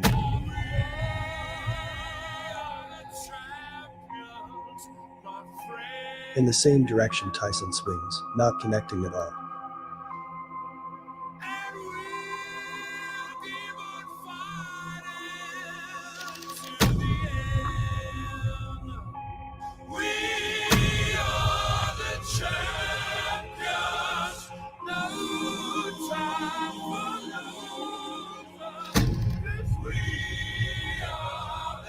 Look at that. Now, don't get me wrong. A lot of these dudes were scared of Tyson, so they would fall. And I'm just trying to be realistic, man. I don't really know. Some of these, it seemed like these dudes were paid. That's my realistic opinion. But some of these, a lot of people were scared of Tyson. Let's remember that too, just to be a little objective. Give them the benefit of the doubt a little bit. In some of these fights, maybe these dudes were just clearly super scared because Tyson was very intimidating. But when you look at it from a Warriors perspective, it definitely looks like it was hoaxed. Here we go.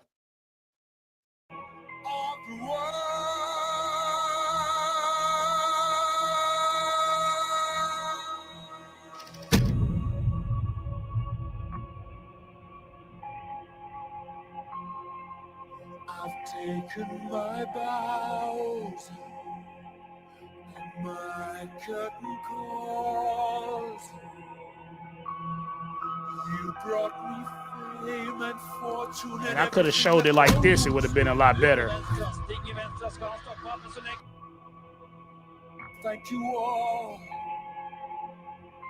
And he punches extremely hard. He's a great fighter. He's a great fighter. I just said I was gone, Oh, this is Bruce Seldon. When I say Castillo Clayton, I meant Bruce Seldon. I don't know what made me say Castillo Clayton. I deserve a cheeseburger for that, y'all. But I meant Bruce Seldon.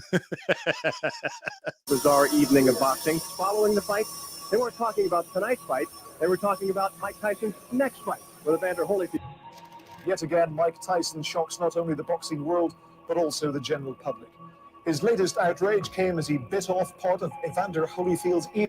Now, when it comes to this Evander Holyfield stuff, I'm gonna end it on Evander Holyfield because they're gonna get to going into gematria after that, and I'm gonna break that down to end the stream.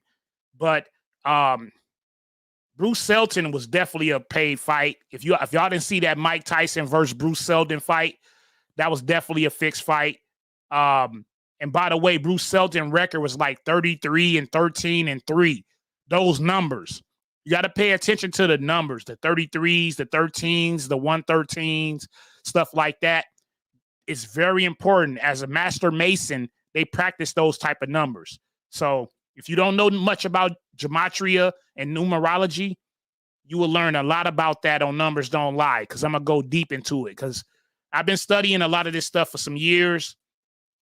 I've been educated and experienced in a lot of fields dealing with numbers from different circumstances I've been through. So I'm not just saying this to get people attention on some clout chasing type of time. This is really some real, like, factual stuff that goes on in the entertainment business. So I kind of just wanted to introduce this type of stuff to you guys based on the new channel, but I'm gonna go deep into it as the year go. We're gonna really get into it. Y'all gonna be, I can guarantee you guys are gonna be shocked by some of the stuff that goes on in the industry and what's really going on. And how a lot of people, to be honest, how a lot of people are programmed. Like a lot of us, not just like, I ain't saying it like I'm not. I'm saying it like we all are conditioned and programmed to a certain extent. You know, you got to be woke. You got to kind of understand what's going on and understand, like, you have to, you should want to know what's going on, especially if you like really out here living a real life, like every day. You should want to know what's going on. So it's so much to learn, but let's finish this up, and then we're gonna get done. We're gonna be done with this. But I just want to let y'all kind of see the stuff that I've been seeing and kind of just share it with you guys. Hopefully y'all enjoying and either not only enjoying, but kind of like just getting something from it. But here we go. Brought me fame and fortune and everything that goes with it. Thank you all. Look, he hit Bruce Selton on the top of his head. Look at his record. Hold on. He hit Bruce Selton on the top of his head. He fell with no problem, and like literally on the top of his head. Like it wasn't even like a clean punch. But check out the record though. Thank you all.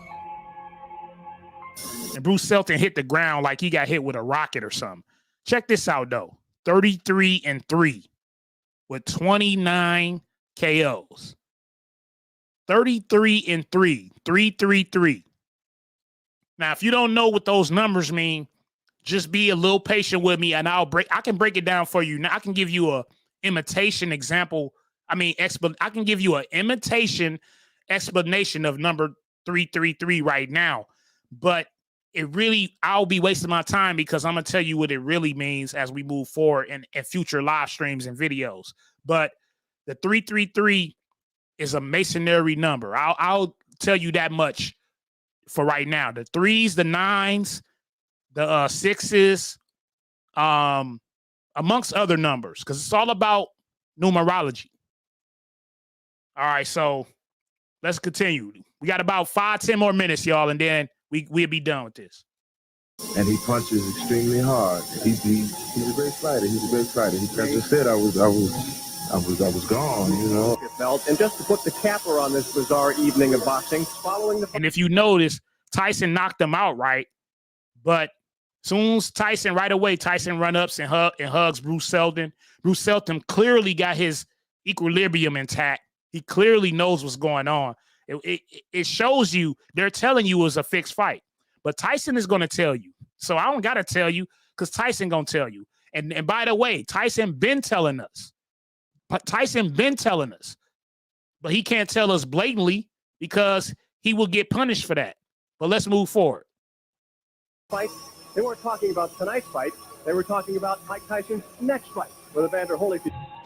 Yet again, Mike Tyson shocks not only the boxing world, but also the general public. His latest outrage came as he bit off part of Evander Holyfield's ear in their world title fight in Las Vegas this morning. This may be controversial and a little hard to believe, but it is. Now, this is the most controversial. I agree. This is the most controversial thing for any true diehard boxing fan right here, what they finna get into with Evander Holyfield and Mike Tyson. Now, I'm gonna have to keep pausing it, because I want to control the algorithm. I hope they don't, strike the channel or nothing. I'm trying to do things that I see every other YouTube channel do when they plan other people's content. So hopefully we good. But what I want to say before I continue to play this video is that I believe the ear bite on Holyfield was a hoax as well. I do not believe that Tyson really bit Holyfield's real ear. Now, that's arguable. All this stuff is arguable, but it's debatable, but it's opinionated as well. Now I'll let this play, and then I'll get back to what I want to say. It is my personal opinion that Mike Tyson biting Holyfield's ear was pre-planned. Although it's hard to prove, we could simply make connections to the scene and the things said. In the first fight.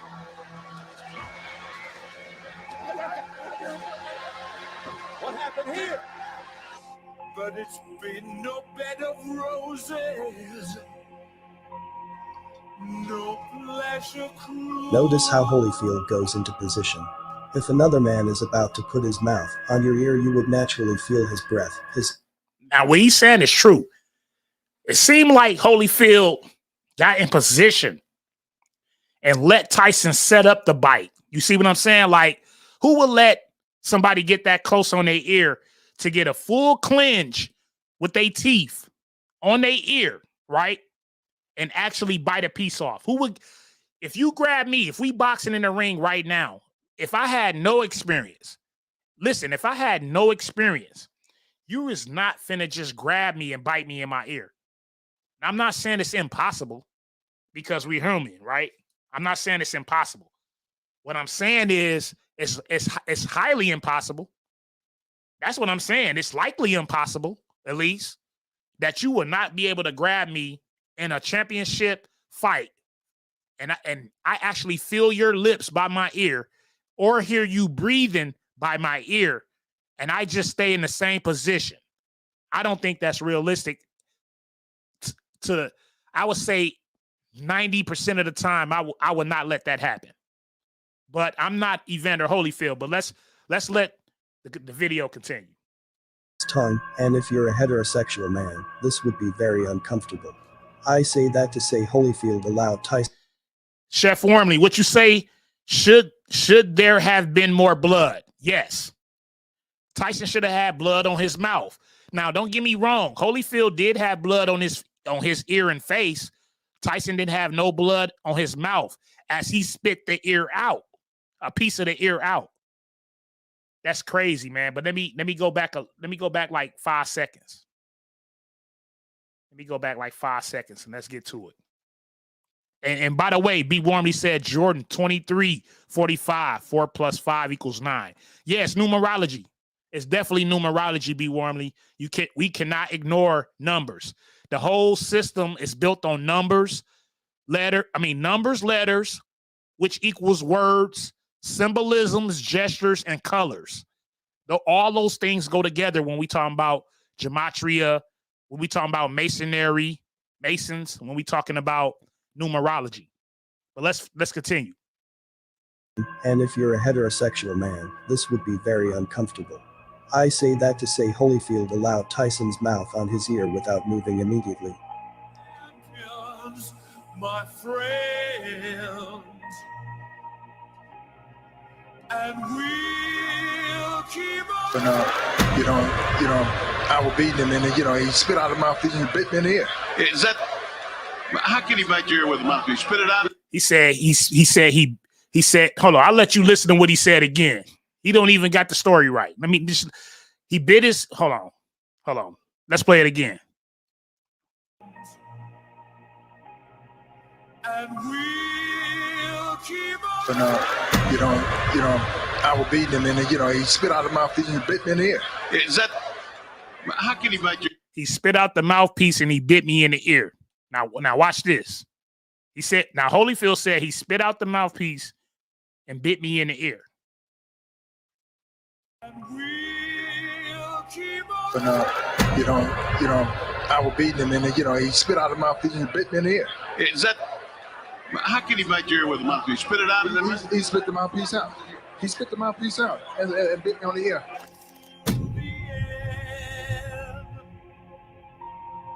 As you can see, he bit him in the ear, spit the piece of the ear out first, and then he dropped the mouthpiece. How can he bite his ear off with a mouthpiece in? Now, I ain't saying it's impossible. I'm not saying it's impossible, guys. I'm just saying, realistically speaking, with a mouthpiece in your ear, like a football player, like a boxer, how can you get on somebody's ear in a short amount of seconds, right? And bite a piece of their ear off, spit it out, and then drop the mouthpiece.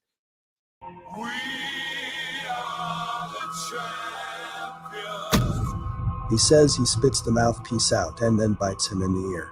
But we see Tyson bite him with the mouthpiece in, then spit it out. He has the mouthpiece in each time he tries to bite him.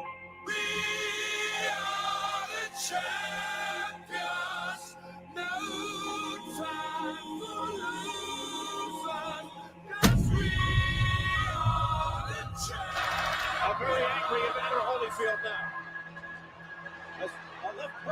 You know what's funny? Mike was having his best friend again. He did it.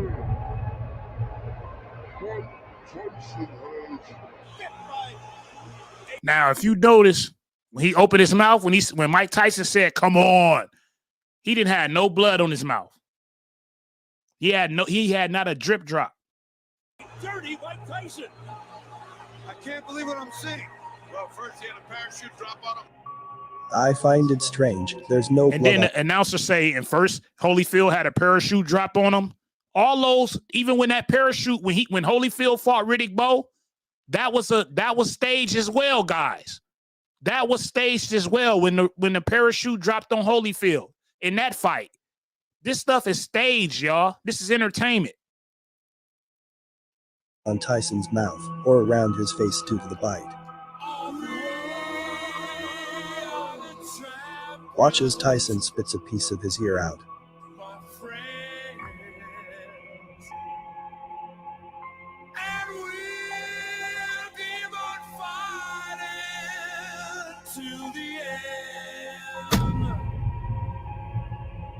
There should have been blood, but we don't see it. There's the ear. And then he spits the mouthpiece out afterward. Coming into the fight, his sponsor told me, he said, "Oh." So now he finna explain it again. Holyfield finna get into it. Evander. Yeah, Queen. Tyson should have had blood somewhere by his mouth. Once you bite the ear like that, just like B. Wormley just said, he said, "My people are nurses, and they said when the ear is bitten, like the blood is everywhere because nerves and blood vessels. You bite somebody's ear and you're going to see blood right away." Now, I'm not saying that blood wasn't on Holyfield because obviously you seen the blood on Holyfield, but Tyson had nothing on him. He just spit the ear out quickly and with the mouthpiece before the mouthpiece was out. This is a weird case that people kind of just overlook because of the entertainment side, how big the fight was. This was a $50 million fight apiece for each fighter. So this was like a real, this was a real big fight. This was the same fight Christy Martin beat Bethany Johnson, the girl who they made up her record, made her look like a champion. So you got to pay attention to these things, man. The gold lion outside in Vegas matches the gold on Bethany Johnson, who came out of nowhere, which matches the gold of Don King's logo. All that stuff go together. It's numerology. It's symbolism. Here we go. Let me tell you something bad gonna happen. I said, "What?" He said, "Something in your facial area is gonna happen." And I said, "So," he said, "But you got to keep your mind on God." So I tell my corner guy, "Now, if something happened, you heard what the man said, you're going to be responsible for that, right?" I said, "Now, Mike bit me." Now, Holyfield knew. This is why he's saying this, y'all. Let me rewind this, y'all, about 10 seconds. I just want to rewind it so y'all can be clear on what's going on. Listen to Holyfield. He knew, just like Tyson knew. Tyson knew as well. Tyson knew as well, though. But Holyfield knew too. He knew because it was $50 million on the line. That's how he knew. Let's go. Let me tell you something bad gonna happen. I said, "What?" He said, "Something in your facial area is gonna happen." And I said, "So," he said, "But you got to keep your mind on God." So I tell my corner guy, "Now, if something happened, you heard what the man said, you're gonna be responsible for that, right? I said, now, Mike bit me. I said, now, I bit somebody too. And this guy. Back then, you doing it for a trophy. We doing it for $50 million. Yeah. Okay? Yeah. Doing it for a trophy. We doing it for $50 million. Yeah. All through the 20th century and forward, they've placed the number 33 in very prominent places. Now he's going to break down the 33 a little bit. He's not telling you what the number mean. He just letting you know it's just not any number. Let me just say that. Now, let's continue. Connection to Freemasonry. The number is seen within a lot of staged events. It's connection to Freemasons, though. He do say that. From what I've noticed, whenever you see the number 33, you will find some deception. Look at the 33s from earlier, the fixed fight with Sheldon. As you see, he walking with Customato. Customato got on the number 33. That's not because he just got on the number 33 jersey, guys. It ain't because he liked the Bears and he likes number 33. That's not what that means, y'all. That's some Freemason connection to Freemasons. Now he's gonna break down why the dude record was 33-13. With a record of 33 wins and 3 losses. After Tyson bit Holyfield, what was 33 and 3 losses? Y'all think this is just spontaneous? He just so happened to have a 33 and 3 record. Now check this out. As they were fighting, when they stopped the fight, check it out. When they stopped the fight, right? It was in round 3, and they stopped the fight at 33 seconds, y'all. You can't make this up. He got bit, I think. Round 3, 33 seconds. 33. Look out, he's pushed right here. Above us, Mike Tyson. That's not no coinky dink. This particular ambulance, and we can see him being taken. That's not no coinky dink, y'all. Let me rewind it. They stopped the fight at 33 seconds in the 3rd round as well. This is not no coinky dink.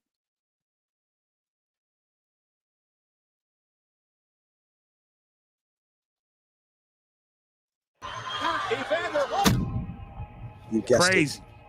It. 33. Look out, he's pushed right here. Above us, Mike Tyson. Champion of the world in this particular ambulance, and we can see him being taken to a local hospital where we're told that his doctor, who is a plastic surgeon, says that there will have to be some kind of treatment. There is Evander right there, who is circled with the baseball cap on his head. Evander, after the fight, said that he was... What happened to the piece of Holyfield's ear after Mike Tyson bit it? And then... Now, this is the last part, y'all. He said, what happened to the piece of Evander's Holyfield ear that Mike Tyson bit off and spit out in the ring? They actually found the piece, right? Listen, they actually found the piece of his ear, but I'll let him tell y'all. MGM Grand employees spotted the piece of Holyfield's ear in the ring. Holyfield's team placed it in an ice bucket. Mysteriously, the piece of Holyfield's ear disappeared during the ambulance ride. Mysteriously, huh? Yeah, right. They had the ear on some ice in a bucket riding with Holyfield, but it mysteriously got lost. It mysteriously got lost, though. Most of the Tyson fights were fixed, the ones that looked real, to the ones we thought dived out of fear. It's all to build the character. Look at dude, he actually laughing during the fight. They do these things. You look at YouTube. The dude in the red is laughing while he fighting Tyson. He knows it's Tyson God, and I'm not worthy of that. You are, Mike. Hey, stop. I know me. Listen to Tyson. Listen to Tyson as he tell you he's not worthy of the respect y'all give him. He telling you because he know what you don't know. So he's telling you like y'all don't know. Y'all don't know this business. Y'all don't know not only this business. Y'all don't know this entertainment business and how it is. He's telling you. But let me shut up and let him tell y'all. They do these things. You look at YouTube and I see guys have Mike Tyson Immortal, Mike Tyson God, and I'm not worthy of that. You are, Mike. Hey, stop. I know me. You can think what you want, but I know. Not for somebody to praise me and anything. No. He said you could. He said they think I'm immortal, and the interviewer said you are worthy of it. He said I'm not. He said, because you think I'm worthy, but I'm telling you, I'm not. Tyson knew.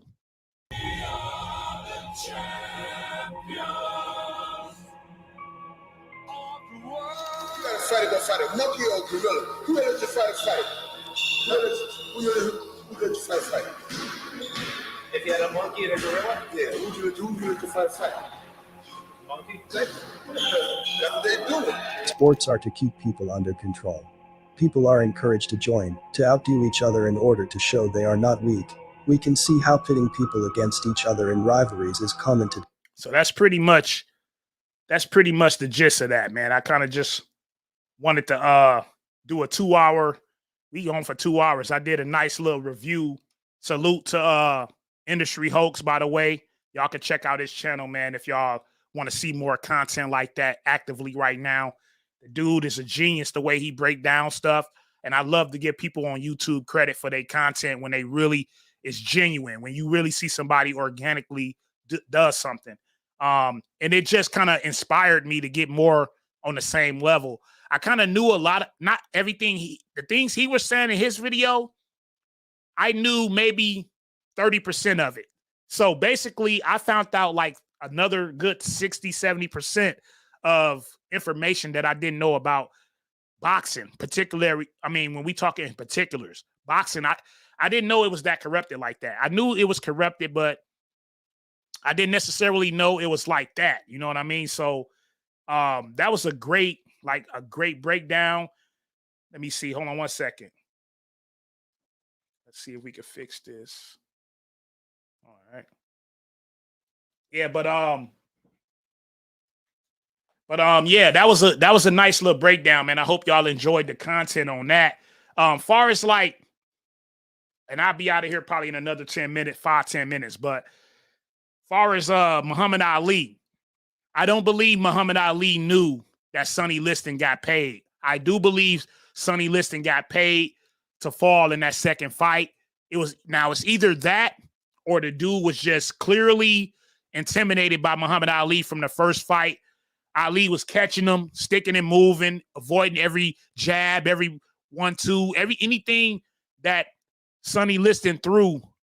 Muhammad Ali outskilled him, outschooled him. So he was the better fighter anyway. But we talking about a young Ali, 22, 23. Muhammad Ali going against a 30-some-year-old champion that had just beat Floyd Patterson, by the way, and Sonny Liston. So I'm not saying that Ali was part of the rigged fights. Ali is probably one of the greatest. Not even probably. Let me correct myself. Ali is the greatest fighter besides Sugar Ray Robinson. That I have no question. I don't really have to have too many questions about those guys unless I see the proof. Other than that, Mike Tyson, I've seen he's had a lot of fixed fights, guys. Now that don't mean he's not Mike. He's still Mike Tyson to me. But we got to bring some clarity to the table and some truth to the table and some things, some facts to the table just to make the listeners and the fans know what's going on in the sport. You know, it ain't even really about Mike. So I wanted to be clear on saying it's really not even about Mike because all these fighters do this. Floyd Mayweather. Now, I'm going to wait down the line. We're going to get into Floyd. I got some stuff on Floyd too. But the stuff I got on Floyd, to be honest, it's not enough for me to really say go at Floyd. But I know Floyd has been a part of the same debacle. The same interesting concept. I'll say it like that. Like Floyd ain't clean. One of my favorite fighters in George Foreman. George Foreman ain't clean, but it doesn't change the way I look at George Foreman. But a couple, and if I had to put a number on George Foreman fights, from the proof that I've seen, I would say at least 3 of George Foreman fights were fixed, but it could be more. But at least 3 of George Foreman fights were fixed. Mike Tyson, at least 5 to 8 fights were fixed. When it comes to Floyd, 1 to 3 fights were fixed. Who else I'm leaving out? Christy Martin, we just did her earlier in the stream. So if y'all didn't catch the numerology that I broke down on Christy Martin and Bethany Payne fight, just go back and look at that. I go into the colors, the numerology, far as the numbers. I do the gematria, so you will be able to understand about Christy Martin. But let's be clear, I take nothing away from Christy Martin. She's a true champion in my mind still. I understand, I get it, but she did participate in some fixed fights as well. Hold on one second, y'all. Hold on one second.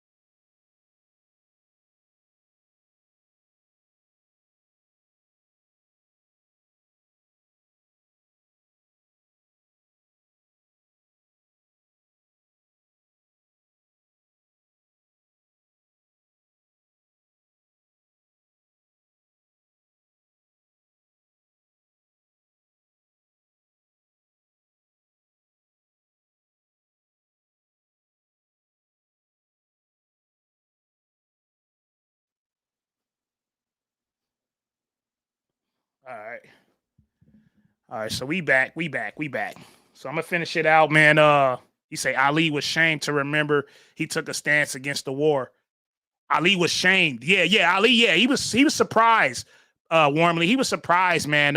When he seen Sonny Liston go down, like Ali really had standards. He really had integrity. He really had principles.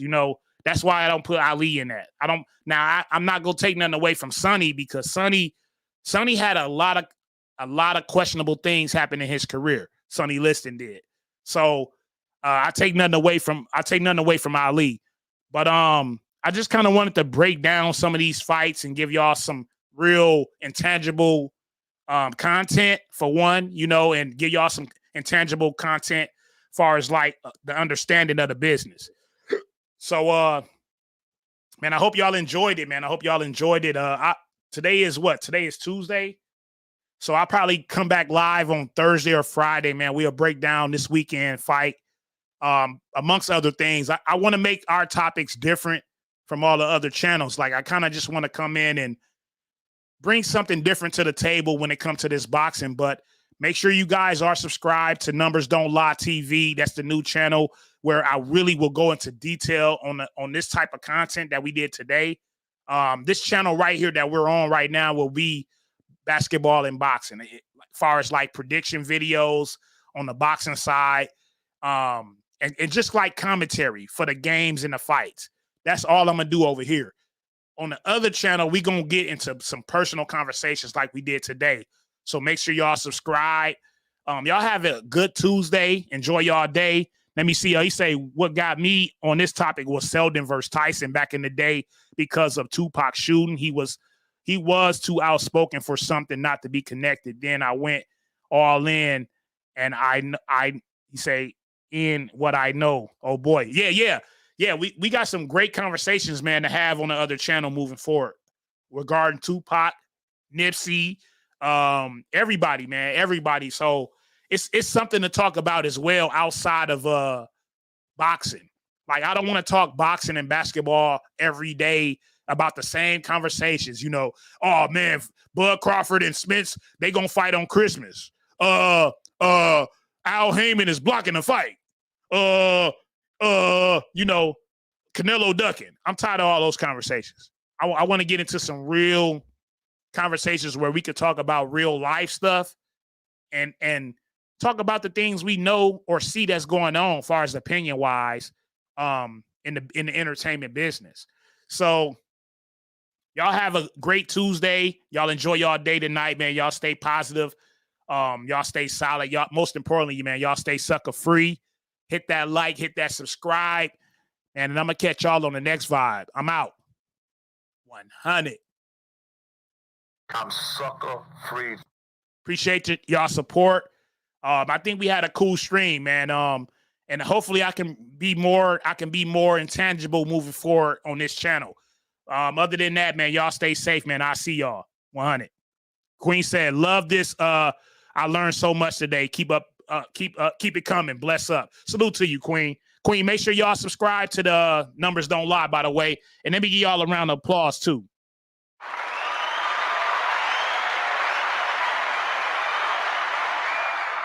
Appreciate all the support from all the members on the channel. I gotta definitely say that before I get out of here, because that means a lot. That definitely means a lot to me as a creator. Salute to all the content creators, man. My brother Warzone, Rebel Life Boxing. Those are two guys that come in here and always say what's up. I gotta go on their platform and show them love too, like they come on mine. Because out of all these YouTubers, man, those are two guys that come on and actually say, "What up, bro? You know, I see you." And that's all it take, man, for us to really support each other, man. We all the hating that ain't cause for, you know, that ain't player. We all got to show love to each other. That's what it's about. And I got way more love than hate, man. So I'm gonna send it back, man. But he said I need to call in and I got some jewels to drop. I got you, B Warmly. We'll do that. Let's do that on the next stream. Let's do that, man. We'll do the call-in show on the next stream and kind of just dialogue about a lot of things in boxing and entertainment. He say put the link in the link is in the description. Be Warmly, it's already in the description. It's gonna say Numbers Don't Lie TV, and it's also in the community section. So if the link ain't working or something in the description, check out the community section. The link is in there. And I appreciate that support, y'all. I'm gonna be doing stuff over there. I gotta wait a couple of days before I can go live on the other channel, but hey, we gonna be clockwise. It's gonna be here or there. So, you know, it's gonna be here or there. And the reason why I had to do a different channel was because I'm gonna be doing different content over there. So, you know, and plus that other channel is more algorithm friendly. Because this channel, man, I mean, a lot of people don't even know I be live, you know, that's on the channel. So let me see, say for the other creators, you just shot it out. Yeah, Rebel Life Boxing. It's called Rebel Life. He usually come in. He's been on my streams like at least 4 or 5 times that I remember. But it's let me see how you spell that. He spell it a special type of way. But I let me see. Hold on. Let me look at it real quick. Let me Google him real quick. Let me see if I can find my brother.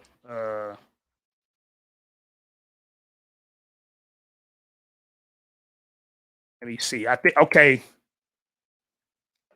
And hey, if you go over there, tell them Sucker Free sent you, brother. It's RB. It's REBEL, like Rebel, the regular way you spell Rebel. Then it's Life, LYFE, Rebel Life Boxing. Go check my brother out, man. And Warzone is just spelled like Warzone. I think Warzone covers like MMA. I haven't been on his channel yet though, but the last time I asked him, I think he told me he covered like MMA. But I gotta go check those guys out myself. I'm gonna go over there and show them love too, man. So y'all be cool, man. Y'all stay safe, man. And I'll be live more actively. So, you know, appreciate y'all support, man. Y'all have a great day, and I'll catch y'all on the next vibe. I'm out.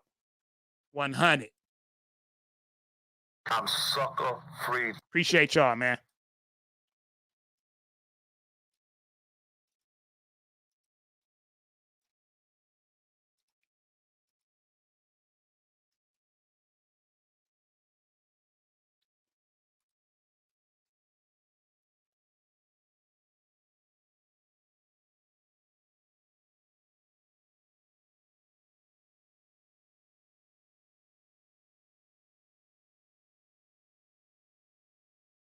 Men lie, women lie, numbers don't. Men die, women die, numbers don't. What you think I'm trying to hit my number for?